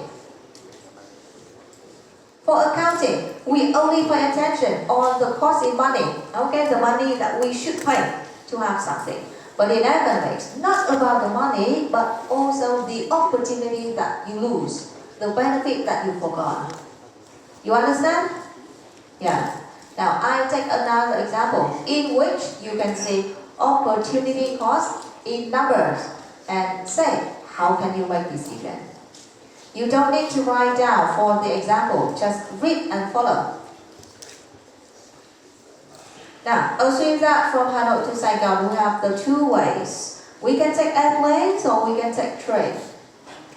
And assume that anyone want to take flights. Okay, take airplane. It takes you 2 hours. Any one of us who can go by train, it takes you 30 hours. And assume that we pay the same ticket price. Anyone want to take flight, you need to pay 1.5 million. But if you take train, you pay only 800,000. Very sound. Now questions for you. And up here, if we make decision depending on the cost in money, which one you choose? Fly. Which one? Train. Very good. You choose train. Why? It's less than fly. This is, the ticket is cheaper than when we take airplane. Okay, 800 and 1,500. Now, but then in economics, we don't make decision in this way. No, we care about opportunity cost. I'm sorry. Please focus. How? We need to know the foregone benefits of decision maker. For example, we have two here. For businessman, his opportunity cost of 1 hour working. Làm được 1 triệu. It means 1 hour without work, he lose a million. Now, another decision maker, student, her opportunity cost of 1 hour working equal 20,000. 1 tiếng là 1 triệu. How can we produce the answers here? Who takes what? We need to do simple calculation. Okay? Now, remember all the numbers here before I'm showing a table that you fill up with number. Theo như cái All the number here, can you remember? một người kiếm được Yeah? 20. Now, we do simple calculation for decision maker, businessman and student.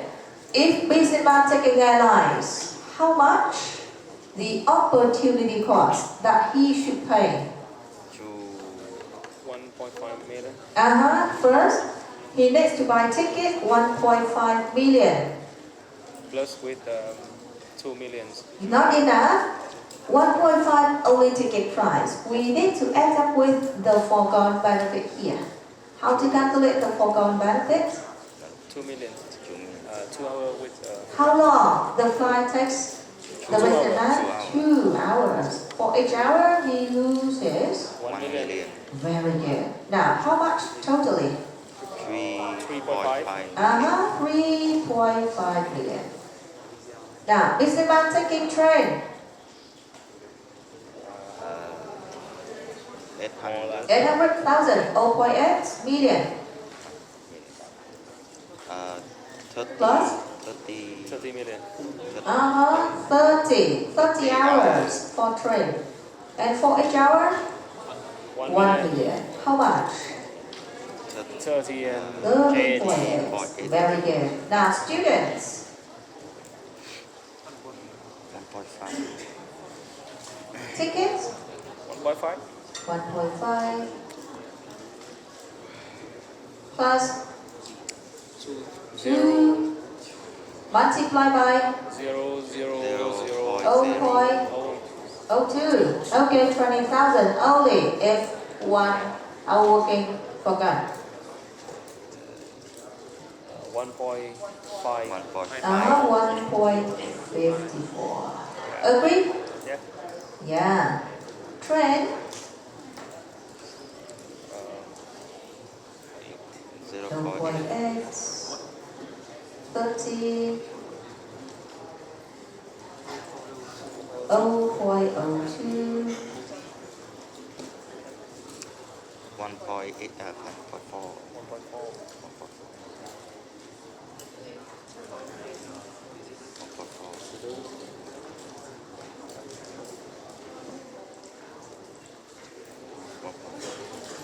1.44.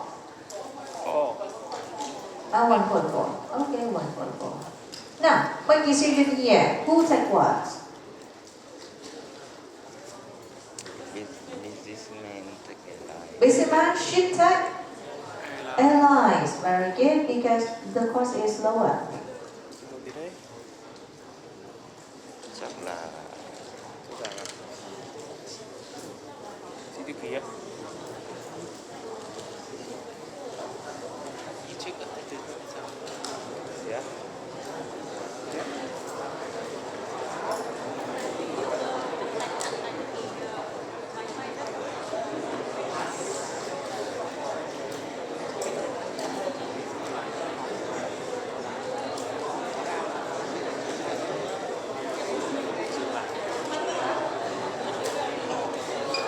Now, what should the student take here? Train, I guess.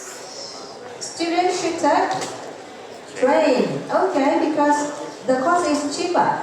Now, so what do we mean? We mean that we should consider opportunity cost in making decision, not only the cost we pay in money, but also the benefit for God. You understand? This is what we approach in academics. What we approach in academics. Now remember the word opportunity cost. So actually, all the activity has the opportunity cost. Even you don't need to pay in money, but still it has opportunity cost. You agree? Yeah, opportunity cost always exists. Xong rồi lấy Okay, giờ we nào? can come back to the point of opportunity cost in the questions end of this chapter. We can have some questions more, but remember, in academics, we don't say cost, rather opportunity cost. Okay, good point. Now, the final in this part, we try to figure out how can we make decision using methods. Number 4 here. Method to make decision. Method to choose.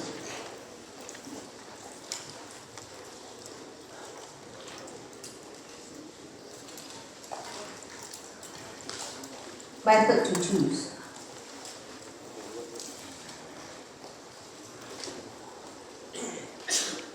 To choose here, we can use the marginal analysis methods in academics.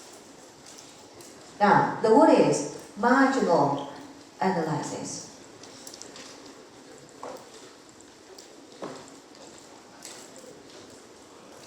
Remember, we use a lot of the marginal in academics here, and in English, it means additional. Whenever we say marginal of something, it means the additional of something. Okay? And to follow marginal analysis, we make the comparison of marginal benefit and marginal cost.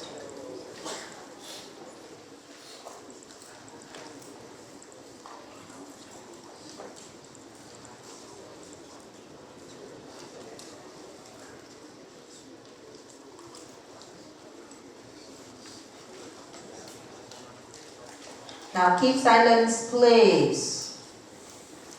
I think that after the break, some of you don't focus. We compare between marginal benefit and marginal cost in making decisions.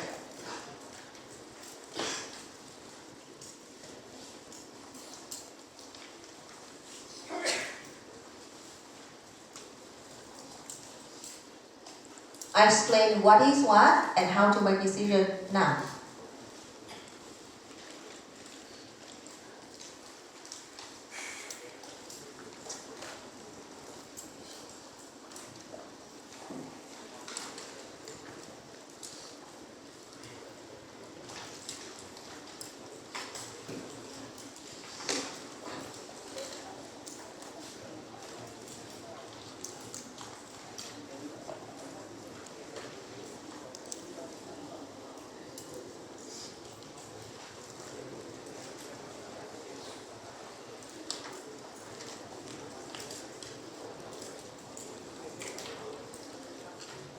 Finish writing here?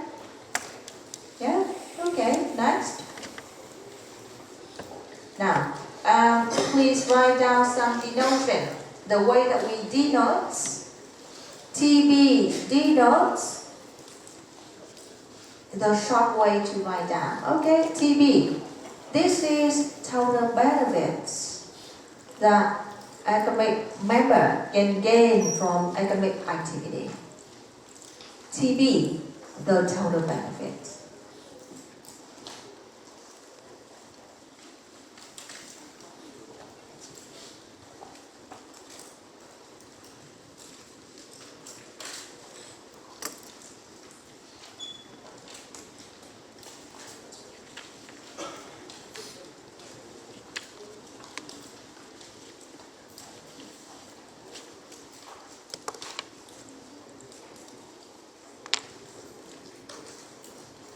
TC, this is for total cost in academic activity. The total cost, TC.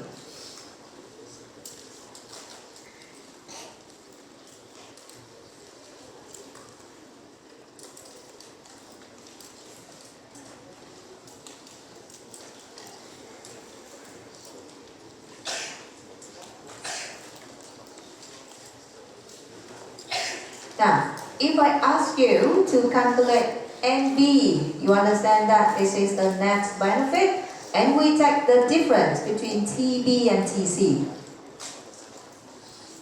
NB equals TB minus TC.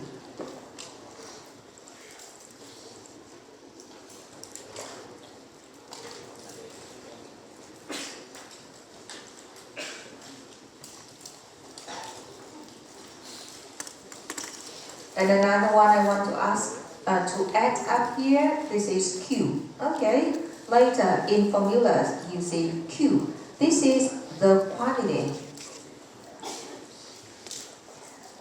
of producing or of consuming. Q. Okay, so this is all the denotation I will say in some following formulas.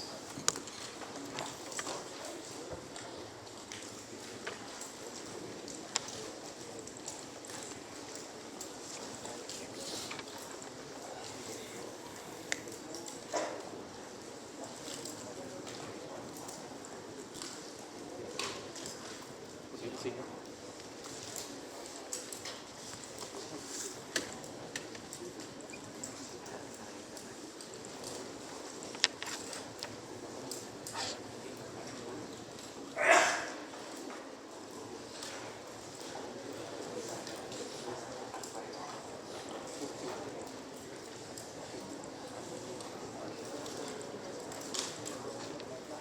You got all here? Yeah. Now, the first one. Don't forget that marginal analysis, we compare between marginal benefits and marginal cost.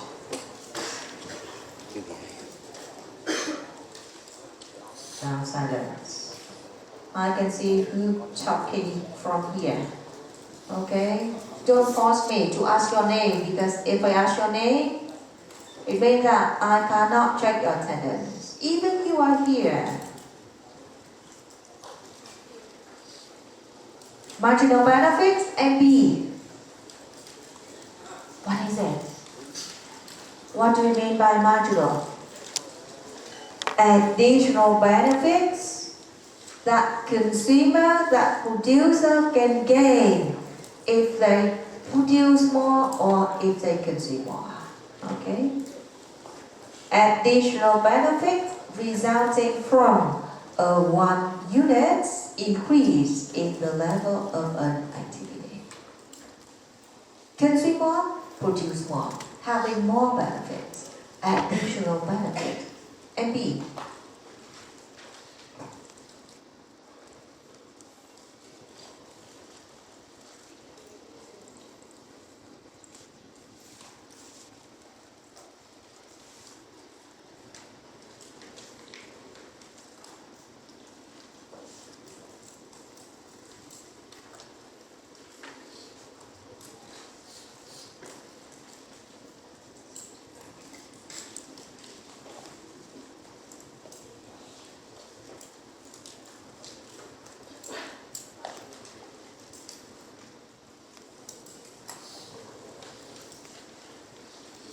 if the producer producing one more unit of output, he can get more benefits.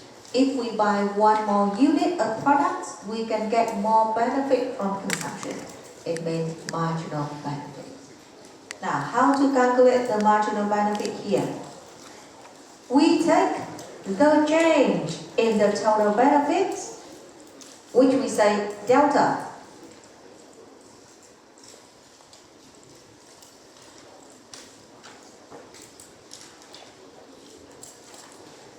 The change in total benefit divided by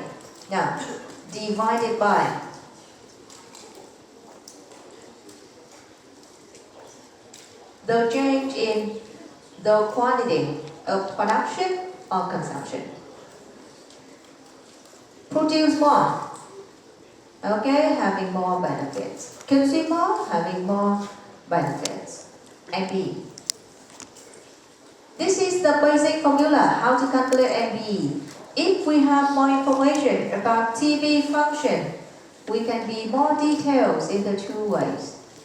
If TB is the continuous function, TB is the continuous function. How do we do?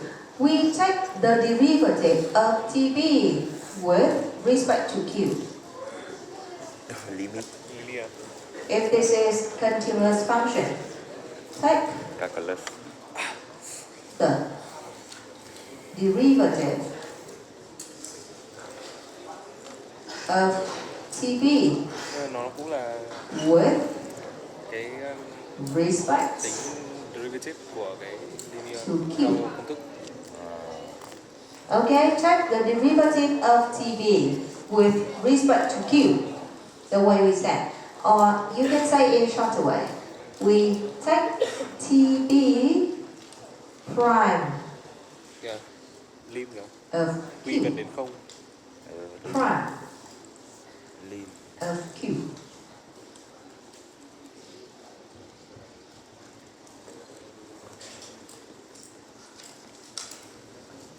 Continuous function, it means that the change in quantity is very little.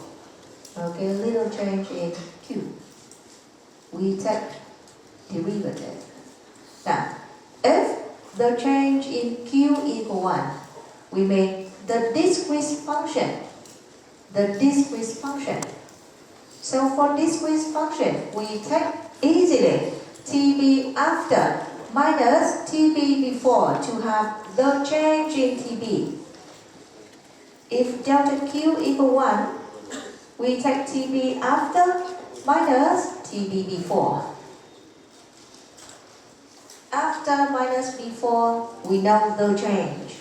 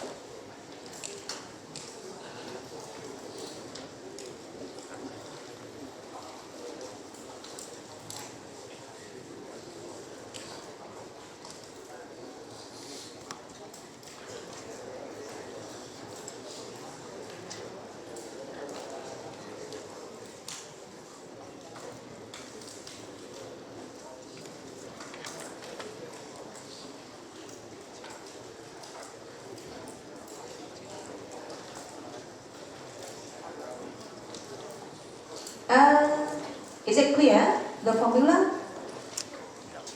I think that you can do very well, okay, because all of you study mathematics. Well, I'm you failing. do well. Later I can show you easy example, okay, it is not too complicated. I'm failing. Now this is MB. Now we do the same approach for MC before we can make decision. Can I go for the new slide? Yes. Yeah? Here we go, MC. Marketer. MC. Không em mua. What is it? MC is additional cost associated with 1 unit increase in the level of an activity.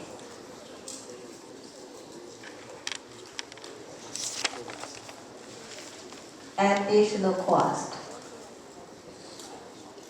associated with 1 unit increase in the level of an activity. If the producer produce 1 more quantity of the good, need to pay more cost. If the buyer buy 1 more good to consume, need to pay more cost. MC.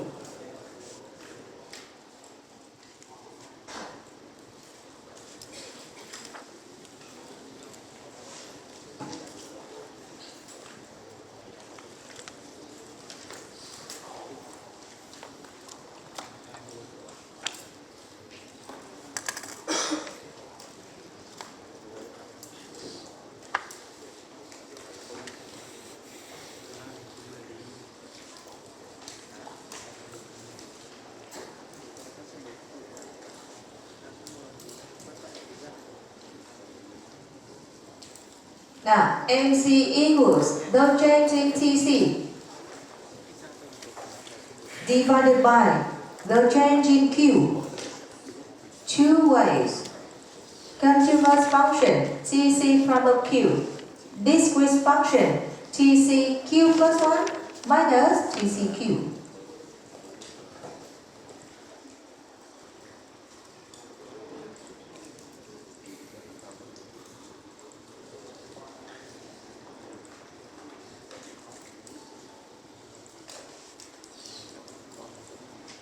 Đã đảo hàm này. Ok, đảo hàm thật. Cứu.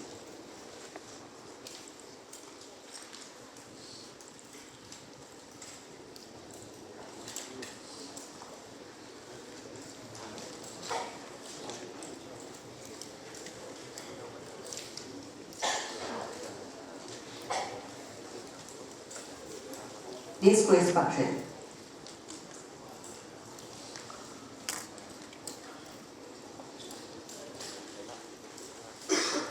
So if you don't know TC function, okay, you just follow the basic formula here. But if you know what type of function, you can apply one of the 2 here.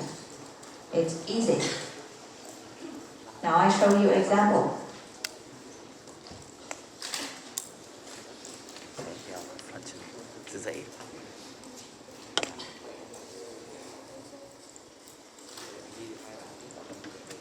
Finish here? Don't write down. Don't need to write down for example. If you want to, later when we do the summary of this one, you can write. But don't have all the words here. No. Now, read. A firm incurs a cost of 15 million Vietnamese đồng, gain a revenue of 20 million when they produce at 10 units. When the firm produces at 11 units, it incurs a cost of 16 million, receive a revenue of 22 million. Question: you calculate MC and MB for the firm of producing 1 additional unit from 10 to 11. Now the summary is, and you decide from Q, T, B, T, C. Bắt đầu loạn rồi nha. How many quantity levels we mentioning here? 1. What are the quantity levels? Which one is Q here? Very good. 10 units. What else? 11. 11 units as well. For Q. Agree? Now corresponding TB. When Q equal 10. Get a revenue of 20 million, 20 here for TB. TC, incur the cost of 15. Now similarly, TB for 11, 22, and the cost 16. Okay. Now can you from here, can you calculate MB? Now someone said MB formula, how to apply here? Nguyễn Thu Trang. 2 trên Hello Nguyễn Thu Trang, are you here? 2 rồi còn 2 You are here. Good, Thu Trang.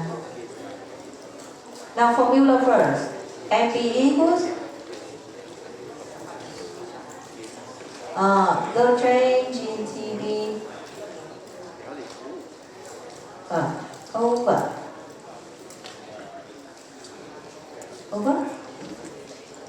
delta Q. Now what is the function here? The continuous one or the discrete? Discrete. The discrete, because actually delta Q equal 1. Okay, now Chan, go on.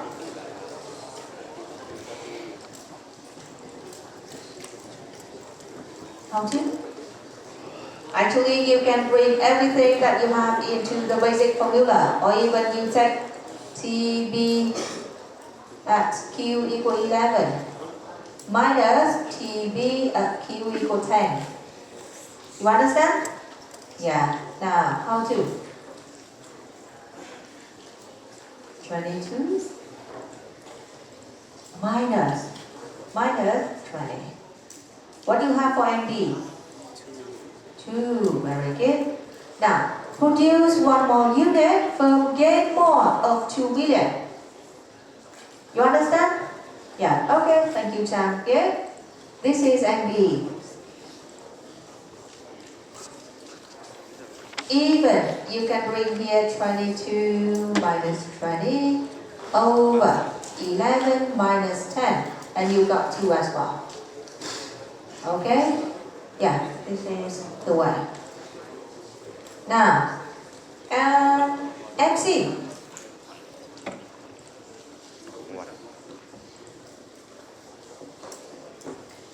Nguyễn Hoàng Quân. Yết Quân.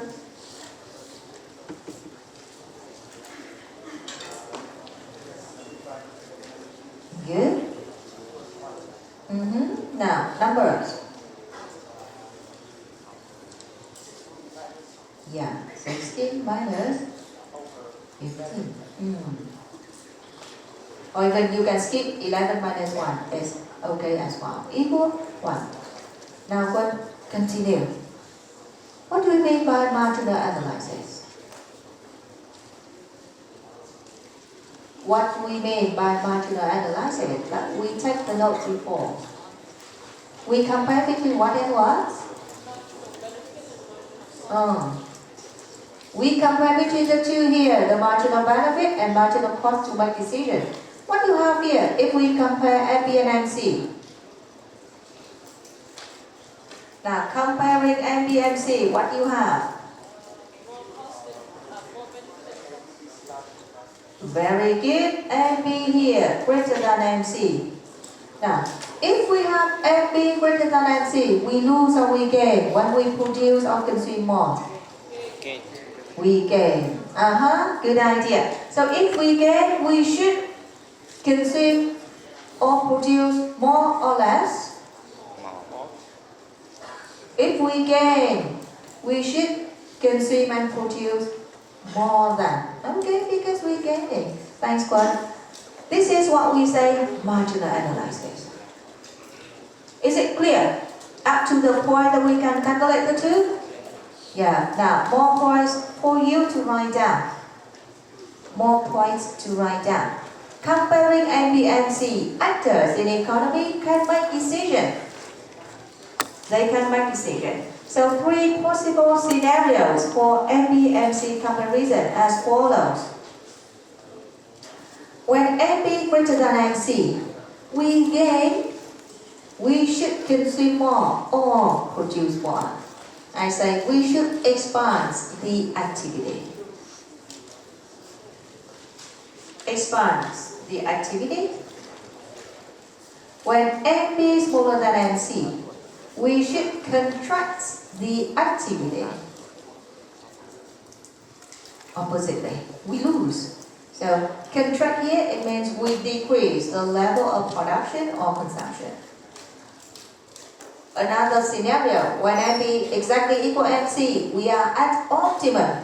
At optimum, we don't need to change the level. We just keep constant the quantity. Okay.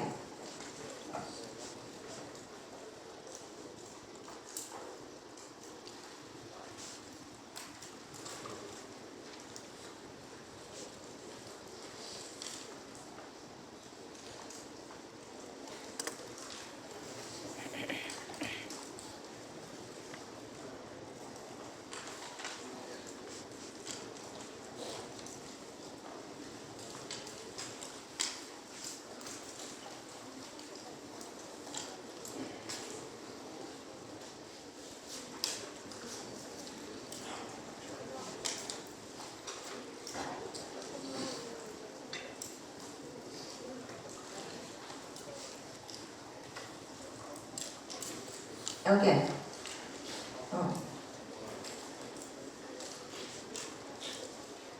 This is the conclusion we can make, and this is the marginal analysis.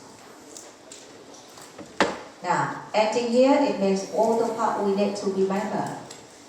Not too much, but then the basic ideas about economics. What is it? What's it doing? Okay, and how can we make decisions in economics? Now, the following parts, we quickly do some questions to revise. And then after that, we move into the next chapter about supply and demand. Okay.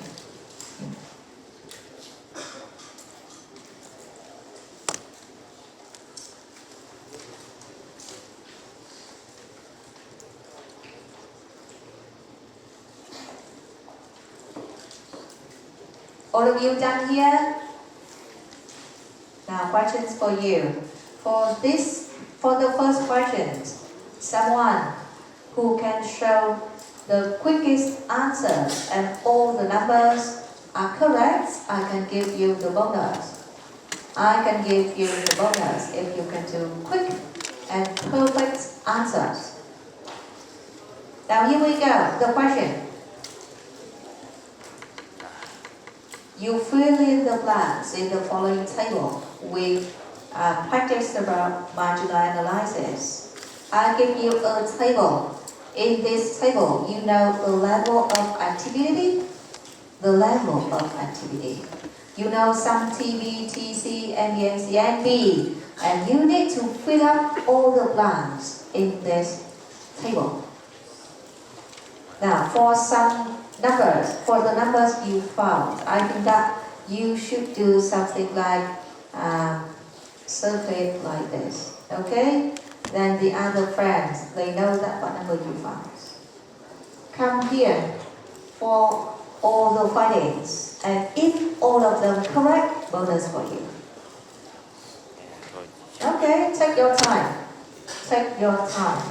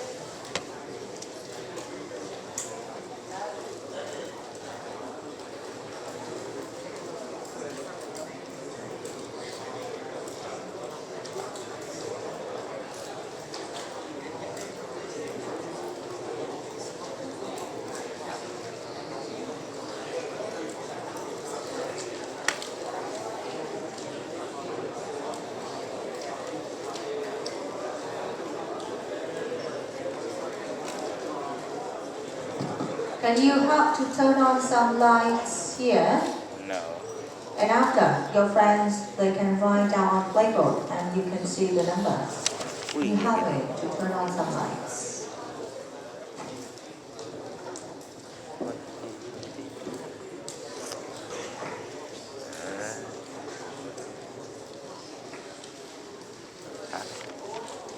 MBTC Việt. Level of activity, what do we mean? We mean what? Q. This is Q. Yes. Okay? Oh shit.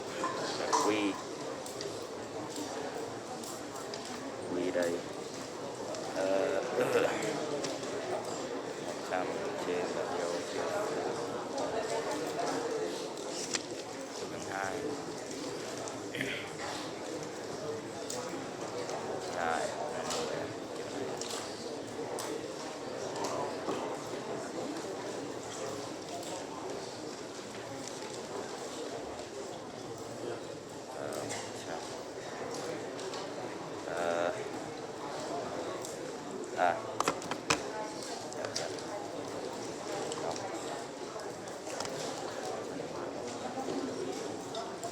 Ba đúng không? 10 10 1 7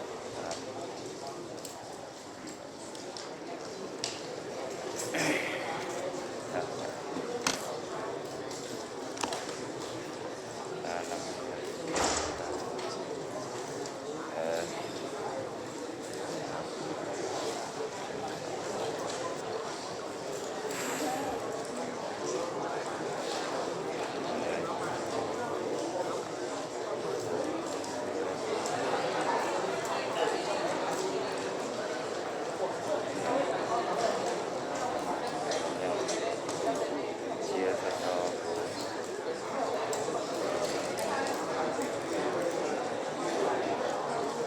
lũ thực sự.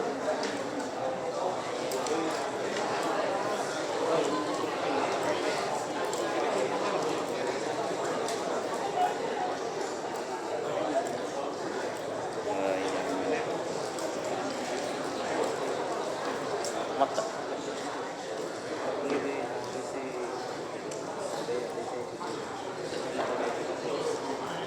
Anyone want to show your work? Oh, we have the first time here. Let me see. Nhanh nhỉ. Em bắt đầu hiểu rồi.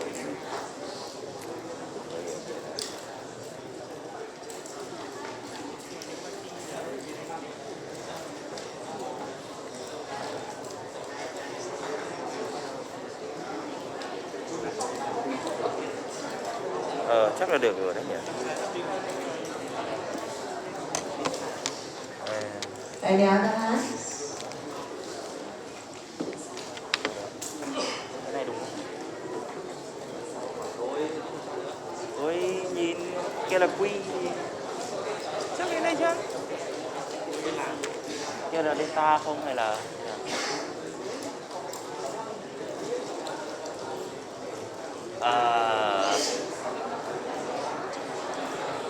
Present your answer on the blackboard. Okay? Write down big numbers. And friends, they can follow. And they say that is it correct or not? Chắc là sai tại vì mình tính kiểu thôi.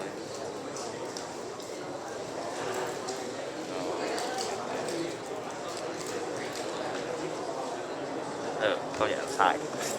Chết. Nếu mà có tính kiểu delta thì nó trông như thế nào?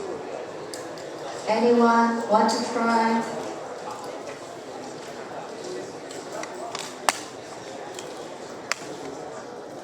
Nếu mà có tính delta Remember to follow formula. For example, NB equal what? NB NC equal what? Okay? 450 trừ đi 100. Tất cả chia ra 10. Tất cả trừ đi 100 chia cho vẫn phải làm trên này thôi, cáu thật đấy. 5 100 giảm lại cái bên cạnh dư vợ chắc thế pha đây rồi đúng không? Một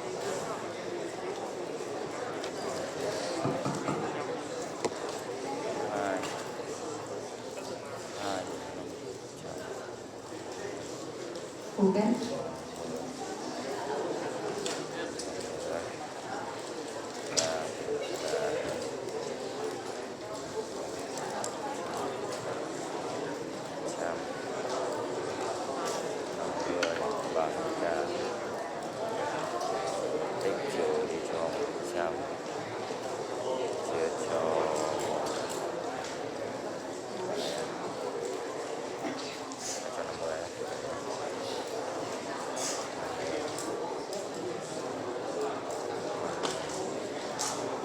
trừ trong cái trước thôi.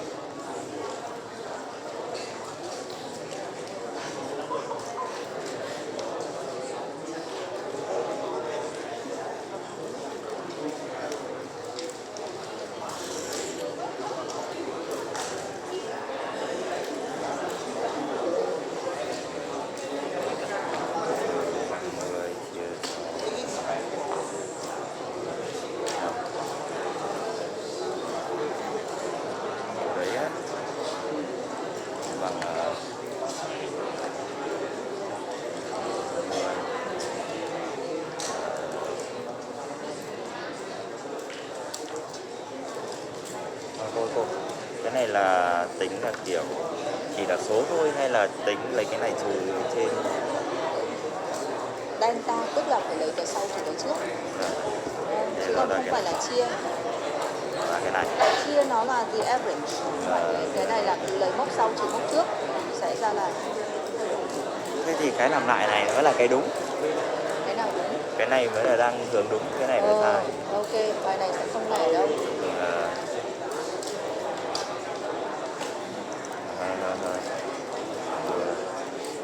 Đấy. Chắc chắn là vẫn sẽ chia cho 1 rồi trừ cho 100.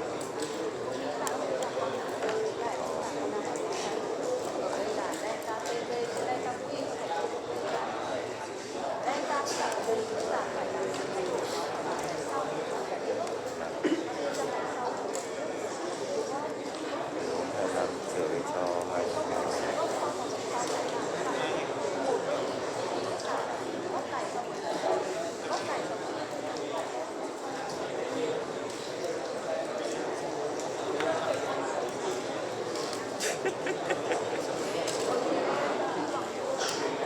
Người và cả trừ cho 425 1 bằng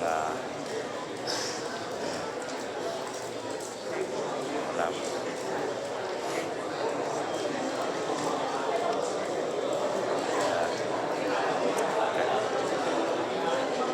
Xịt. Chắc là nó vẫn là âm.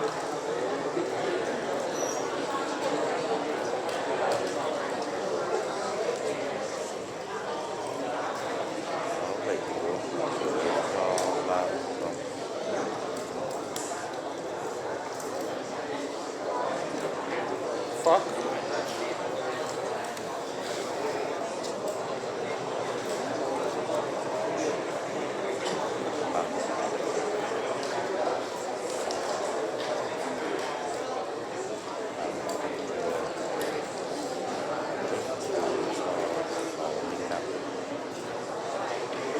Đố này được cho.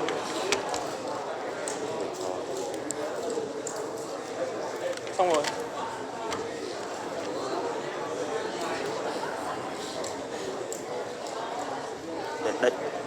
Đây mới là 3.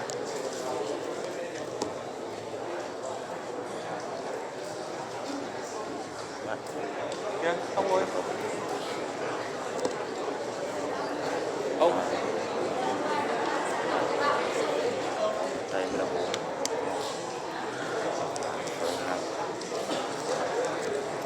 Xong rồi. Thực ra chỉ cộng trừ chứ không chia chủ cái đéo gì.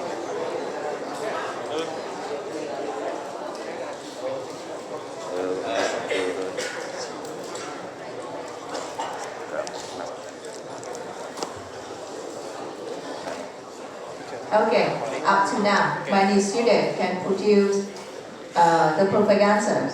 Before you get wrong somewhere, okay? Maybe you misunderstand the formula. Yes. But now I can see that some of you can produce the answer. Very good.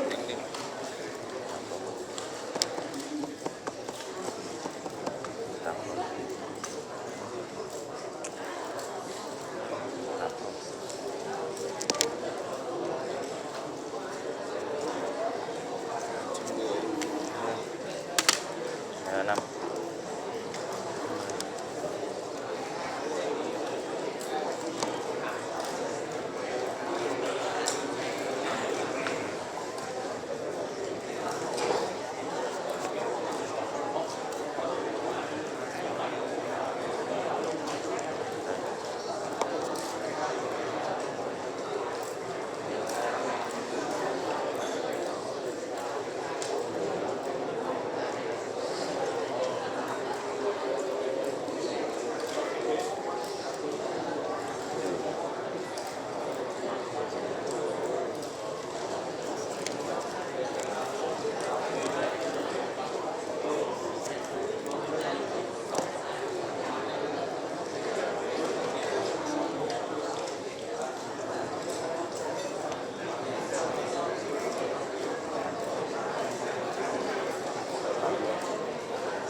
Lúa.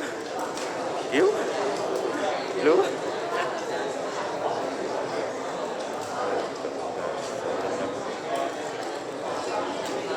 Chắc là đang bắt đầu hiểu.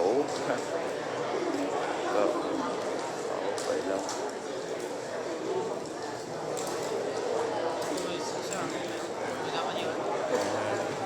Now remember, what do we mean marginal? It means that we produce one more unit. So it means that we compare this level and the level before, not with the original level. Okay, many of you do calculation, but you don't have the perfect understanding. We compare this level and the level before, not the level of 0. Okay, yeah, now we do. And someone who can see the numbers, can you compare your answers here? And then the friend's answer. What's your name? Đúng rồi. Dạ âm à?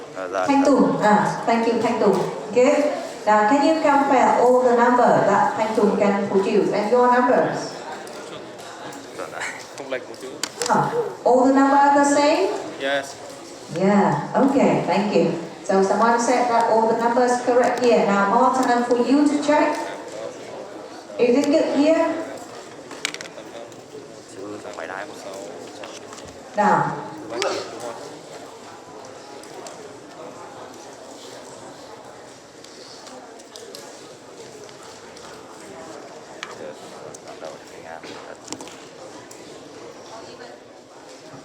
even I can give you 2 more minutes if you know how to calculate now. More time for you to calculate, and then after you compare the answer, because many of you misunderstand the way that we do. Okay, that's why you cannot Tôi produce the full đã answer. tự chỉnh lại như hơi muộn. Không chỉ được áp dụng cái Inverse Đây Unit rồi. chỉ khi là cái Q nó bằng 1 thôi. Ở đây. Tôi làm nhầm. Cái Q mày được áp dụng cái công thức đấy chỉ cái Q nó bằng 1 thôi. Đó.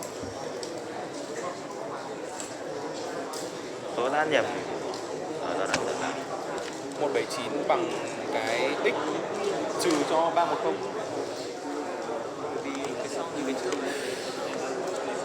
MC bằng cái last TC minus cho previous article. Đúng một tiếng nữa.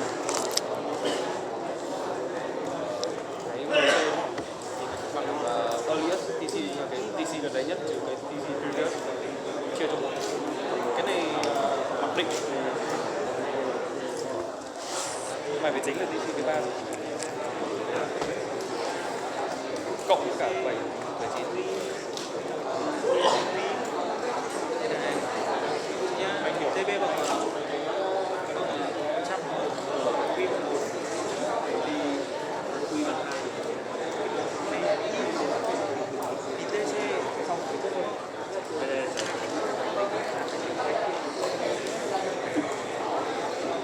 Now, for example, how can you know TB when Q equals 0?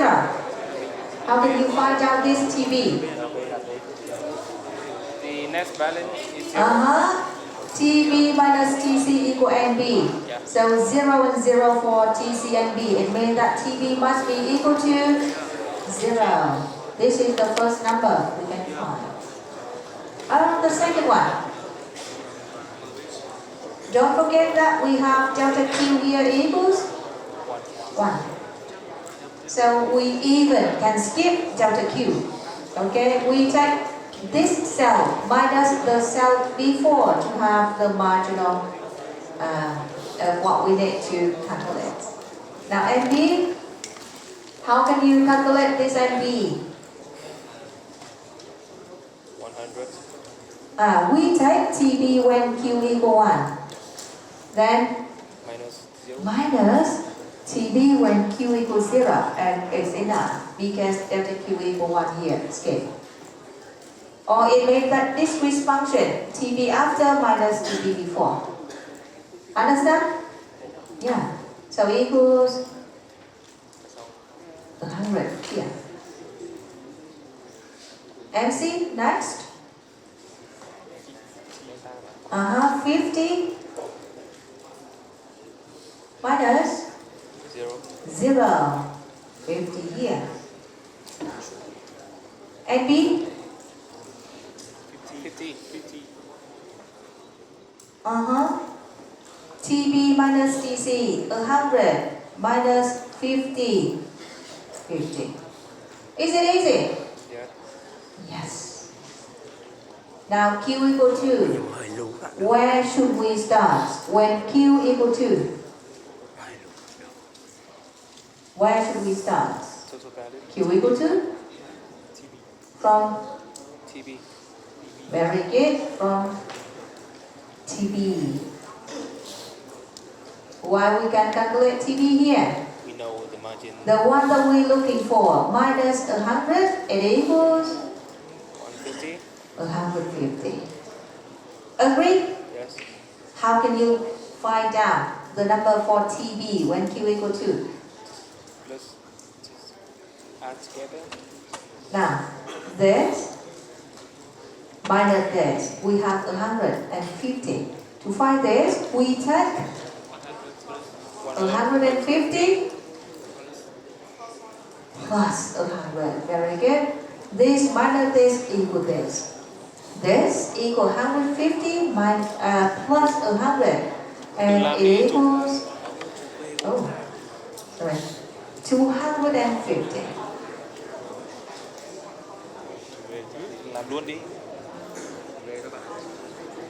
Làm sẽ nhanh để được Giờ mới 10 rưỡi.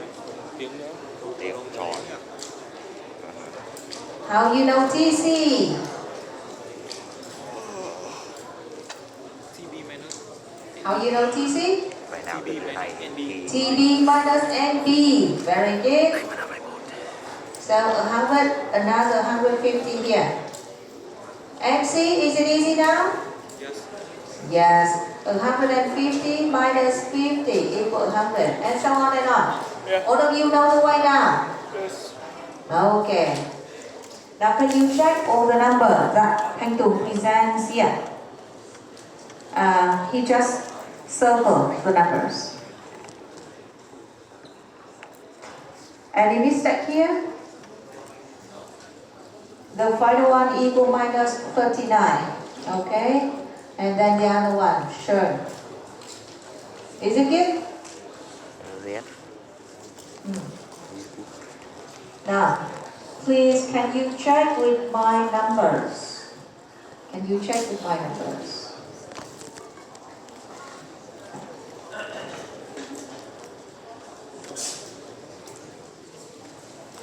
So maybe 4 tiếng mấy năm hơn. It's all correct.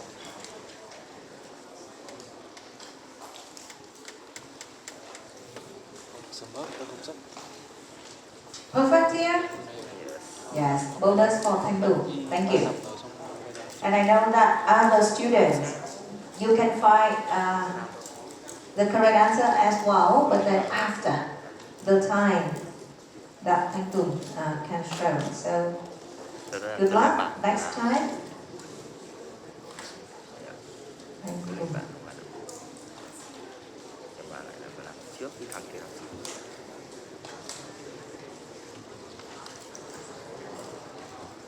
Trần Thanh Tùng, okay. A yes. Bonus for you.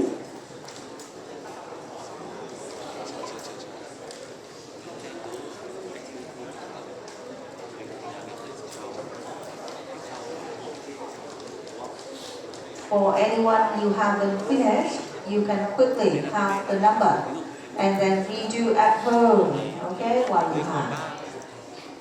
Student, can you help to turn off these lights that you can see the slide better? Can you help to turn off? Yes.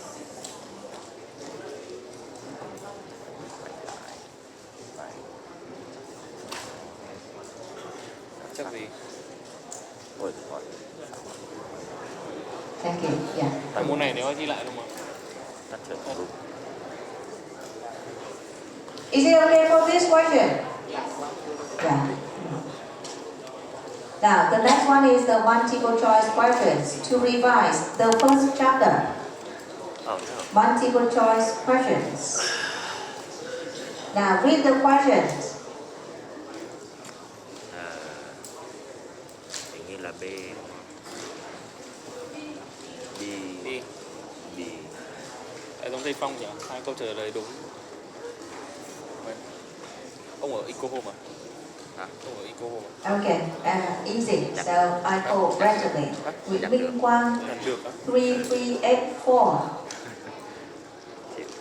Your four last digit number 3384 Nguyễn Minh Quang. Bao giờ ông đến chung cư? You get Minh Quang. Để hôm nào đến sau. A, B, C, D, and Y. Nói rảnh đến đấy chơi. Nửa đêm đến à?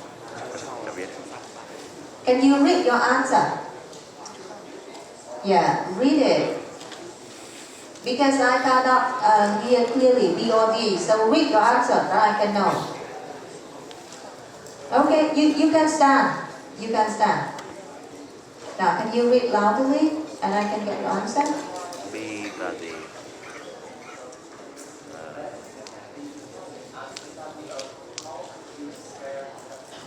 Thế như chỉ có B thôi. Là gì? How to use scarce productive resources efficiently. Is it your answer? Or D? Economic. Okay, now, please can you explain why you choose B here? Why B? Why not A? Why not C or D? But B is the best answer.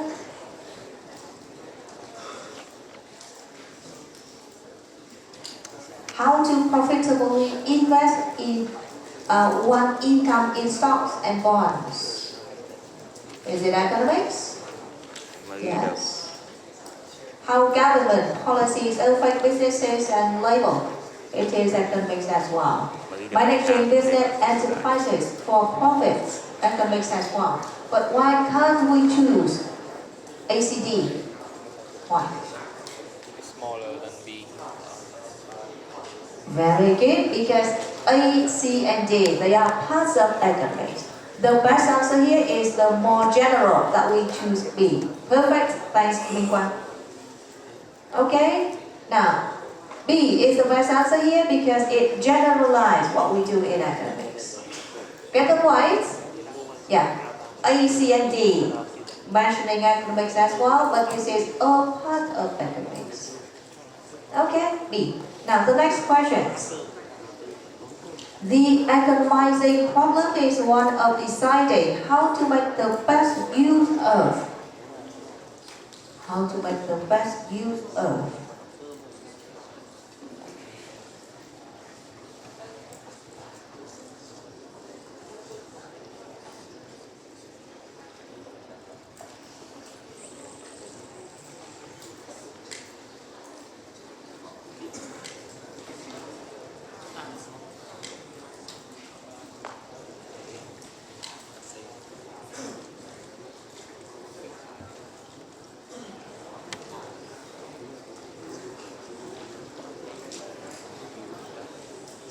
Chữ đi đi ba. đi đi đi đi Đi ba. Okay, you give back. Thank you. đi đi A. The best use of limited resources to satisfy virtually unlimited ones. Now, what's wrong with B? What's wrong with B? Ba.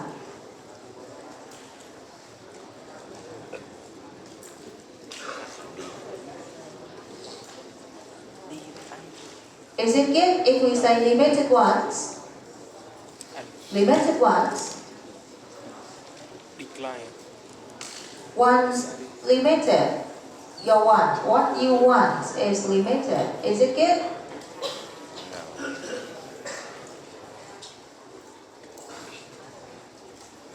Is it correct if we say limited ones, the class?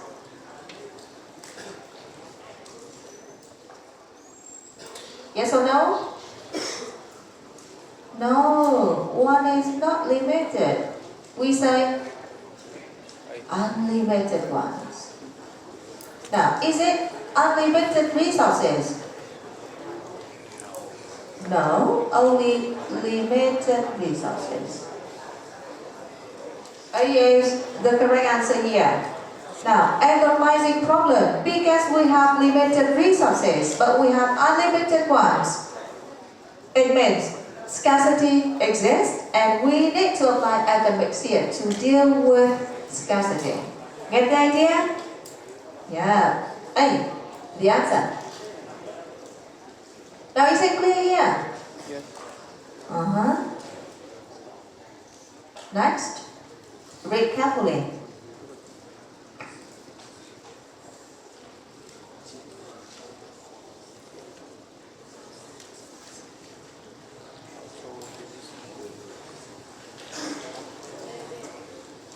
product and result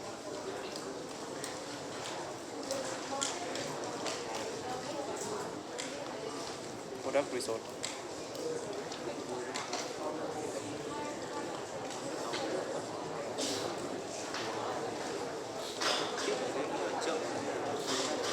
thị trường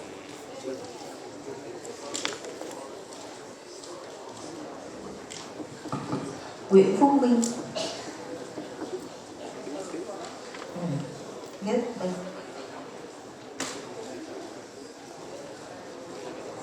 Which one? Can you say? Can you read? Product and resource. Now, what's wrong with C? Many students choose C here. What's wrong?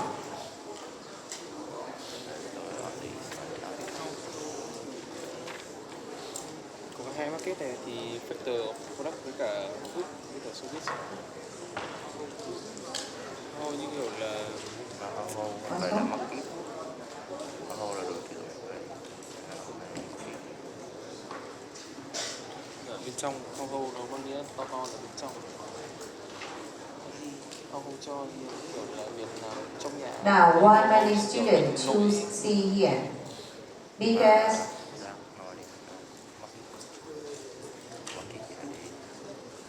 when they read capital goods and consumer goods, they normally infer that, okay, two kinds of goods in the market refer to the two markets. Or even many other, they choose A. Why A here? Wrong as well. Why? Household and business, are they markets? No. Household and business, we say they are actors or members in the economy, they are not the markets. You understand? Yeah. So we say product and resource or product markets, we mean outputs markets. Resource, we mean input markets. yes. Many words that we can say about factor production, goods and services. Remember, I agree, we choose D here. Now, the next one is the very easy one. When you see the questions, you know the answer for the next. Đặng Tuấn Hưng.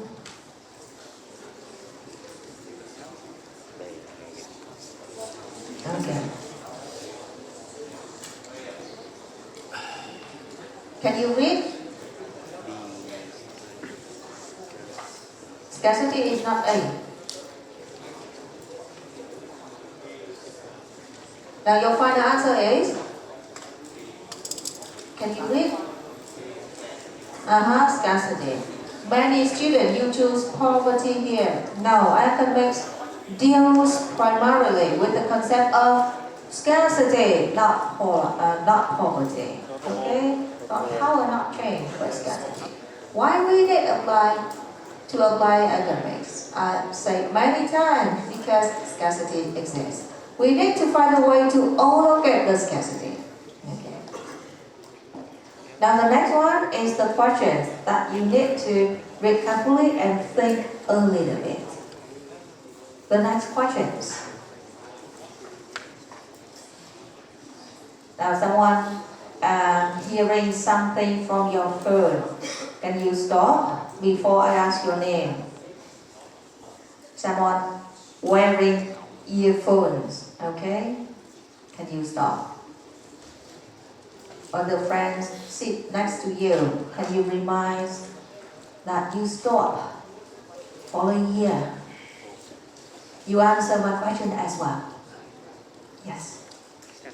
A, B, C, D, and Y. No, not you, not you. Thank you. After. Yes, you're right.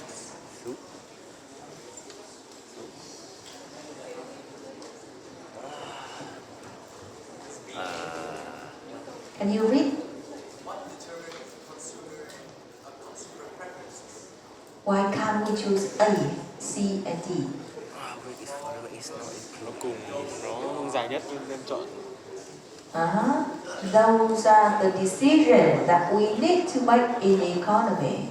For example, we need to decide what goods will be produced, who will produce, who will buy or consume. Now, consumer preferences, how can we understand? You know preferences? What is it? Yeah, still you. What is it?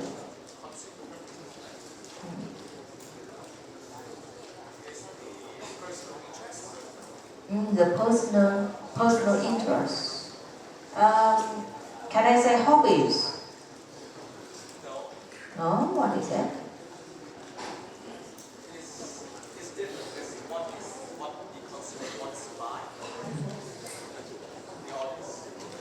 Okay, now I have another word in academics. We say consumer preferences or consumer taste of consumption. Test. Thank you. What's your name? Okay. I think that if you focus, you can do very well. Don't waste your time coming here for the other business. Please follow, okay? Yeah. I agree that we choose B here, and his explanation is good. The other three, we need to make decision in economy, but then we cannot decide about the taste of consumer. Consumers are born with the taste, what they like, and they will buy. Okay, we cannot decide the taste of consumer. You understand?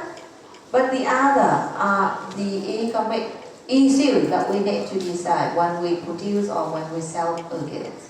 So B is the best answer here. Now the next, opportunity cost. Something long. Okay, take time, read it.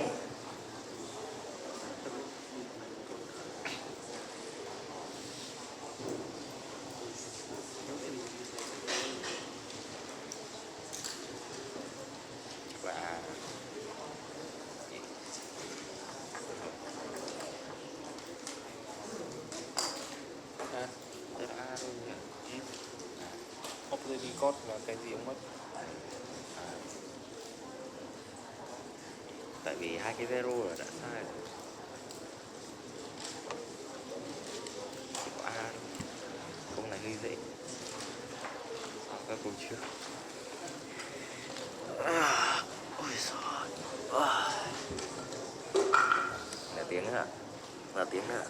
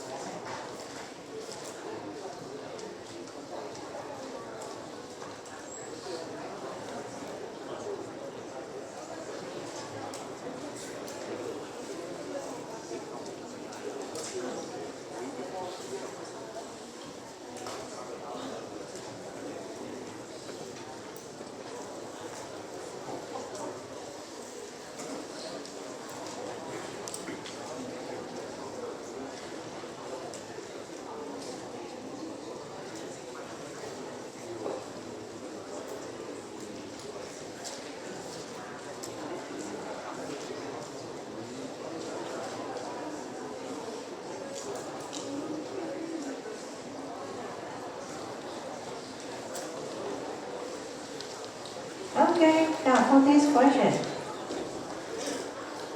Bùi Quang Minh, ICT, year 12, 275. Bùi Quang Minh, are you here? Absent? Okay, so later I check attendance for the whole class. I don't accept Check kiểu the attendance check from Bùi Quang Minh. Okay, he absent today. Just Bùi Quang Minh, ICT, absent. Nguyễn Thanh Tâm, BA 12, 161. Nguyễn Thanh Tâm. Thanh Tâm absent as well. Trung tâm của sinh học MIT đúng không? Nguyễn Ngọc, sorry, Phạm Ngọc Thanh. Phạm Ngọc Thanh. Phạm Ngọc Thanh absent. Phan Đình Thanh. rồi em Phan Đình Thanh Cút luôn mà. absent. thôi thì chọn đi Trần Gia Úc Thịnh. chắc là Úc Thịnh absent. Phạm Minh Thu. Hello, Phạm Minh Thu, are you here? No. Đỗ Thị Hương Trà. đây là cô đọc hết cả À, nữa rồi Hương đó. Trà. Oh, you are here. Yes, thanks, Trà. Now, ABCD. You choose C. Why? Now, why A is wrong? Why A is wrong? Cô chỉnh lại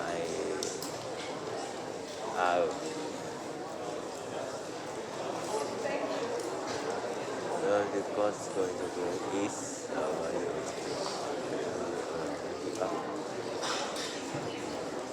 The total spends on food, clothing, books, transportation, tuition fee, lodging, and other expenses. Is it opportunity cost? chết cô luôn. No. This is the cost of going to college.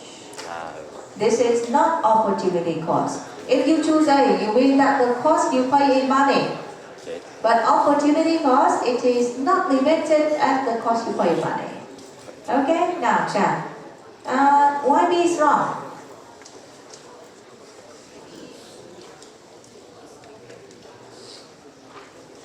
Any activity that we take, we have opportunity cost. Even we fortunate enough to have the scholarship paid by the other, or tuition fee or other costs paid by the other, but still never opportunity cost equals 0. Okay, because you forgot some benefit here, not counted in money, but other benefit. Thanks, Jan. For example, when you go to college, it means that no time for doing part-time job. So, the foregone income of the part-time job should be counted as the opportunity cost of studying. You understand? So, never opportunity cost equals 0. Always it exists. Because you take this action, no resources for the other. You forgot the benefit of the other. You understand? Okay. So D is wrong as well. Nothing 0 here. Still, we have opportunity cost. I agree. Now, opportunity cost of going to college is the value of the best opportunity a student gives up to attend college. Okay. See. Next. People make decision at the margin by. Make decision at the margin. It means marginal analysis. What is it? A, B, C, D. Okay.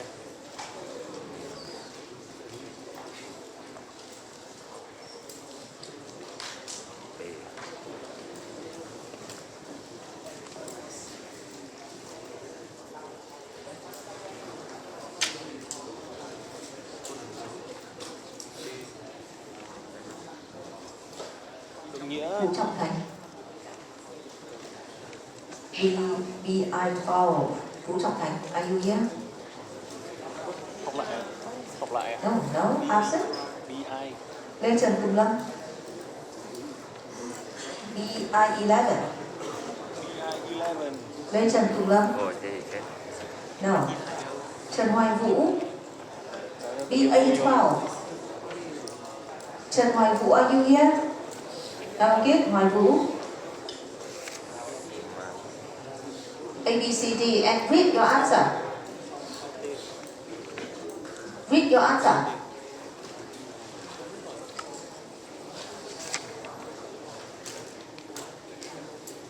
Như mong đợi của tôi.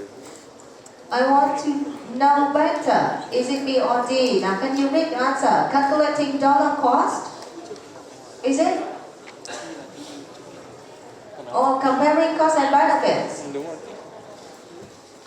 B or D? B. Why B? Now, what is the name of the cost and benefits here?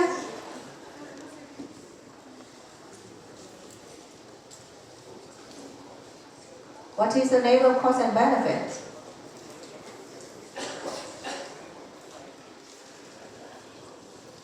Now the class, what cost here? Marginal cost. MC. What benefit here?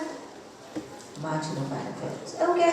Make decision by thinking at the machine. If you read bound Q, it is what we mean comparing between MC and MB to make decision.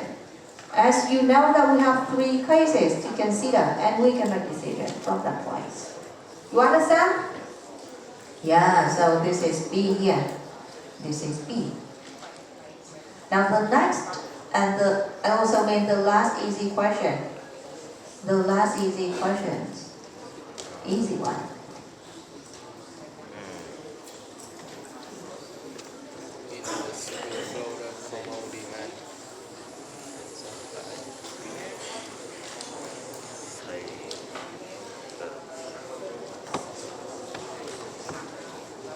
Tí nữa tao có ngồi ở đây tận 1:55. Labor là cái gì, buôn bán người đúng không?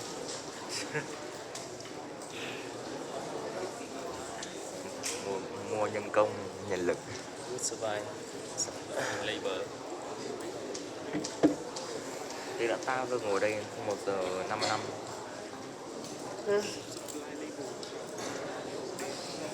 B, C.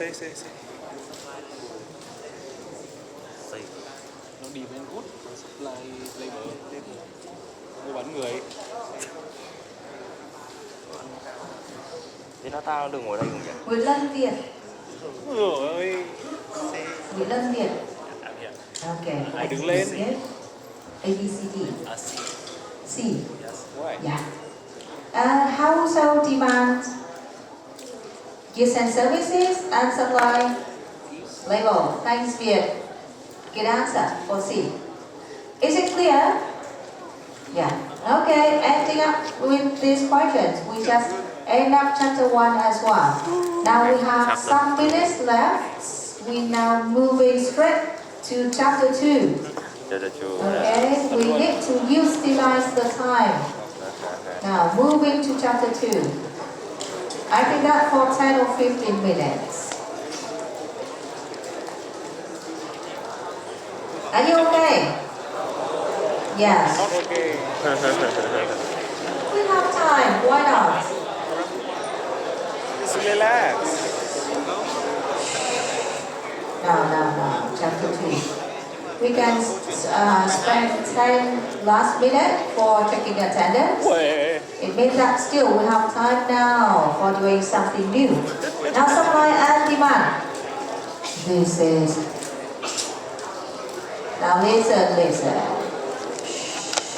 Tại sao lúc trước cô cho đi mang This is important chapters in the lecture series. Anyone you study academics, you should know some point about supply and demand. Okay? If you don't know what is it, how to work with, you're not academic students. Supply and demand. Now from the word here, can you guess when we say supply, we refer to what side in the market? Supply? Firm, sellers, producers. Okay? For demand, we refer to consumers or buyers. Now the way We do demand first. Why? It is easier for you to start with demand because each of you here is a consumer. Okay, so it is easier. Then we do supply. Then the next part here, we do combination between supply and demand, which I can say equilibrium, or if not equilibrium, we can say surplus or shortage. This is all we're going to do in the part of supply and demand. Now in ManQ, we have much more than the point that I covered here. But because we have limited time, I only keep focus on these points. Okay? For anyone who study economics, supply and demand are very important. Now here we go. We start with demand. Demand.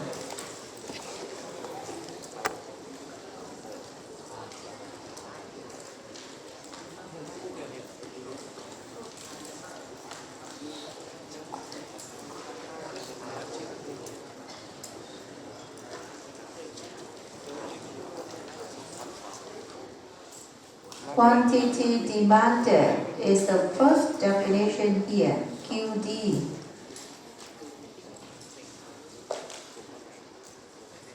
Quantity demanded.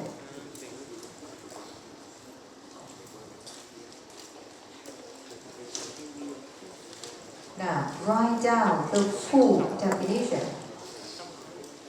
This is the quantity of goods and services that write down. The quantity of goods and services that consumers are willing to buy. Now don't take the photo. Write down please. Quantity of goods and services that consumers are willing to buy. Be able to buy at a price level in a certain time. Setting is fabulous.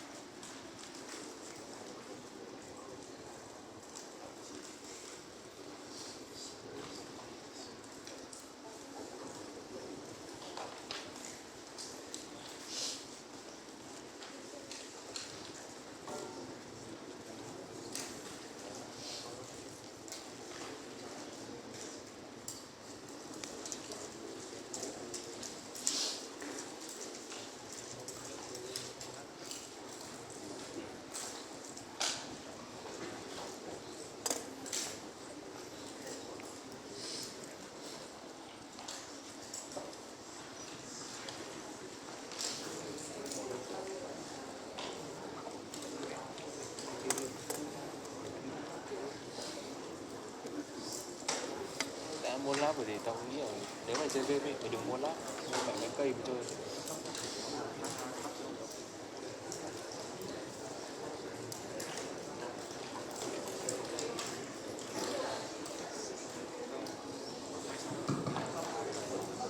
Now, the first one, Mai nó mua luôn đi. we start at ceteris paribus. This looked unfamiliar. Now, anyone know what is it? No. Okay, I understand, because this is not English. This is the Latin words. The Latin words for other things being the same, or other things being equal or being constant. What do we mean? We mean that when we do this, we keep assumption that the other constant. No change for the other. Only the things we consider changing, but the other keep constant. Now in the test, if I say ceteris paribus, you understand it this way. Okay? The short way, you say other things being the same. Why we need to make this assumption? Because if the one change and the other one change as well, it means that too complicated to study. So to simplify what we focus to study, we make assumption that the other things being constant. Understand the point? Yeah, okay. Always we need to make this. For example, we tend to see if the price of the good change, How about the change in your quantity buying? So assume that only the price change, but the other things like your money, okay, your taste, constant. So what we have, it is what we mean making an assumption to simplify what we need to analyze. Now come back here. QD, this is the quantity of goods and services that consumers are willing to buy and be able to buy at a price level. Why I underline this? Because they are important. Now from this, we understand that there are two conditions of QD. Shall I move? Yes. Okay. Now there are two conditions for QD. The first one, consumer, they have ability to buy the products. Two conditions to form QD. The first one, consumer has ability to buy the products. What do we mean ability to buy? It means that they have enough money to buy. They have money to buy. Enough money to buy. Thấy cùng TV. The second condition here is willingness to buy. What do we mean by willingness to buy? It means that they want to buy the products. Okay, want to buy. So if we say QD, it means that we have enough money and we want to buy the product to consume. One of the two missing here, there is no QD. QD equals 0. Now for example, we say about a laptop for student. All students need laptop. Okay, all students, all of you need laptop. For example, a student here decides to buy a MacBook.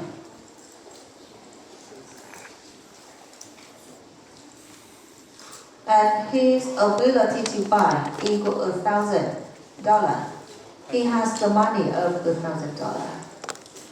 When he visits the store to ask for the model of the MacBook, he decides to buy. The price of the MacBook, the new MacBook, equals $1,500. Now can you decide? He has willing to buy here the new MacBook? Yes. Yeah, he decided to buy. It means that he has the willing to buy product. But does he has enough ability to buy? No. No. The price $1,500. He only has $1,000. So don't have enough ability to buy. You agree? How can we say QD? Can he buy the laptop, the new laptop? Ceteris paribus. Can he buy? No. He cannot afford for the new laptop. You agree? Now, in another scenario, if another store, they offer the used laptop with the same model at only the price of $800, enough ability to buy? Yes. Yeah, because he has more than 800. But then he said that never buy the used laptop. Never. You're not going to buy. So willingness to buy, yes or no? No. No. QD for the used laptop equals 0 as well. Okay, no quantity buy here. You're not going to đi buy. không à? You understand? Yeah. Again, quantity demanded, it means you have enough money and you want to buy the product. Is it clear? Yeah. Good. Now another definition. Demand. Demand denoted by D. I give you 1 minute to write down the definition of demand. And then please, can you say, what is the difference between demand and quantity demanded? Now you write down first and then find out the difference.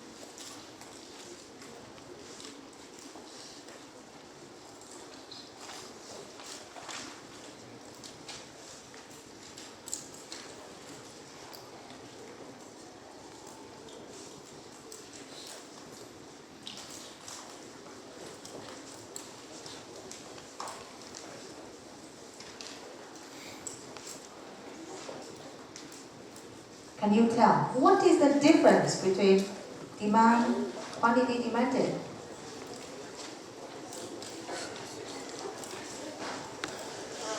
Which one is the difference? Oh, very good, price level. Now, if we say demand, we refer to various price level. It means that many price levels here. But if we say quantity demanded, it is at a price level. Okay, a price level. Now, here we go. If I have some numbers, P here for price, QT here for quantity demanded, you know. Okay. How many quantity demanded presented in this table? How many?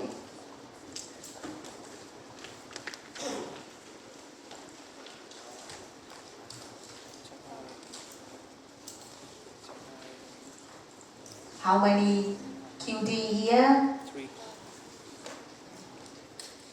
1, 5. How you know 5 of that? Because very good, we have 5 price level. 10,000, 20,000, 30, 40, 50 price level. If we have 5 price levels, we mean we have 5 quantity demanded. So we say QD at the price of 10 equal 8, QD at the price of 20 equals 6. Understand the way? Which one is demand?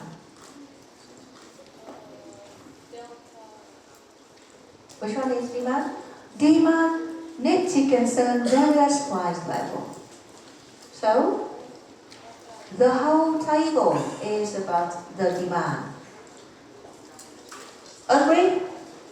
Because we need to list all the price level and all the concerning or corresponding quantity demanded. So the whole table here depict the demand. But for each price level, we say it should relate to a quantity demanded. You know the difference? Yeah, okay, remember this. And say correct word demand or quantity demanded. Now, another one to distinguish. We can distinguish between demand and needs. We know demand. Demand, it means that consumer willing to buy, be able to buy. But if I say needs or wants. Now before in chapter 1, recently we know that needs or wants are limited or unlimited. Unlimited. Okay, we want many things. Always it's more than what we have. Okay? But then if we say demand, it means that we only focus on the goods that we can buy and willing to buy. What do we mean? Demand and wants or demand and needs, they are totally different.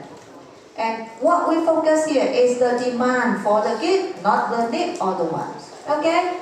It means that whenever we say about the demand, we infer that we have money to buy, enough money to buy.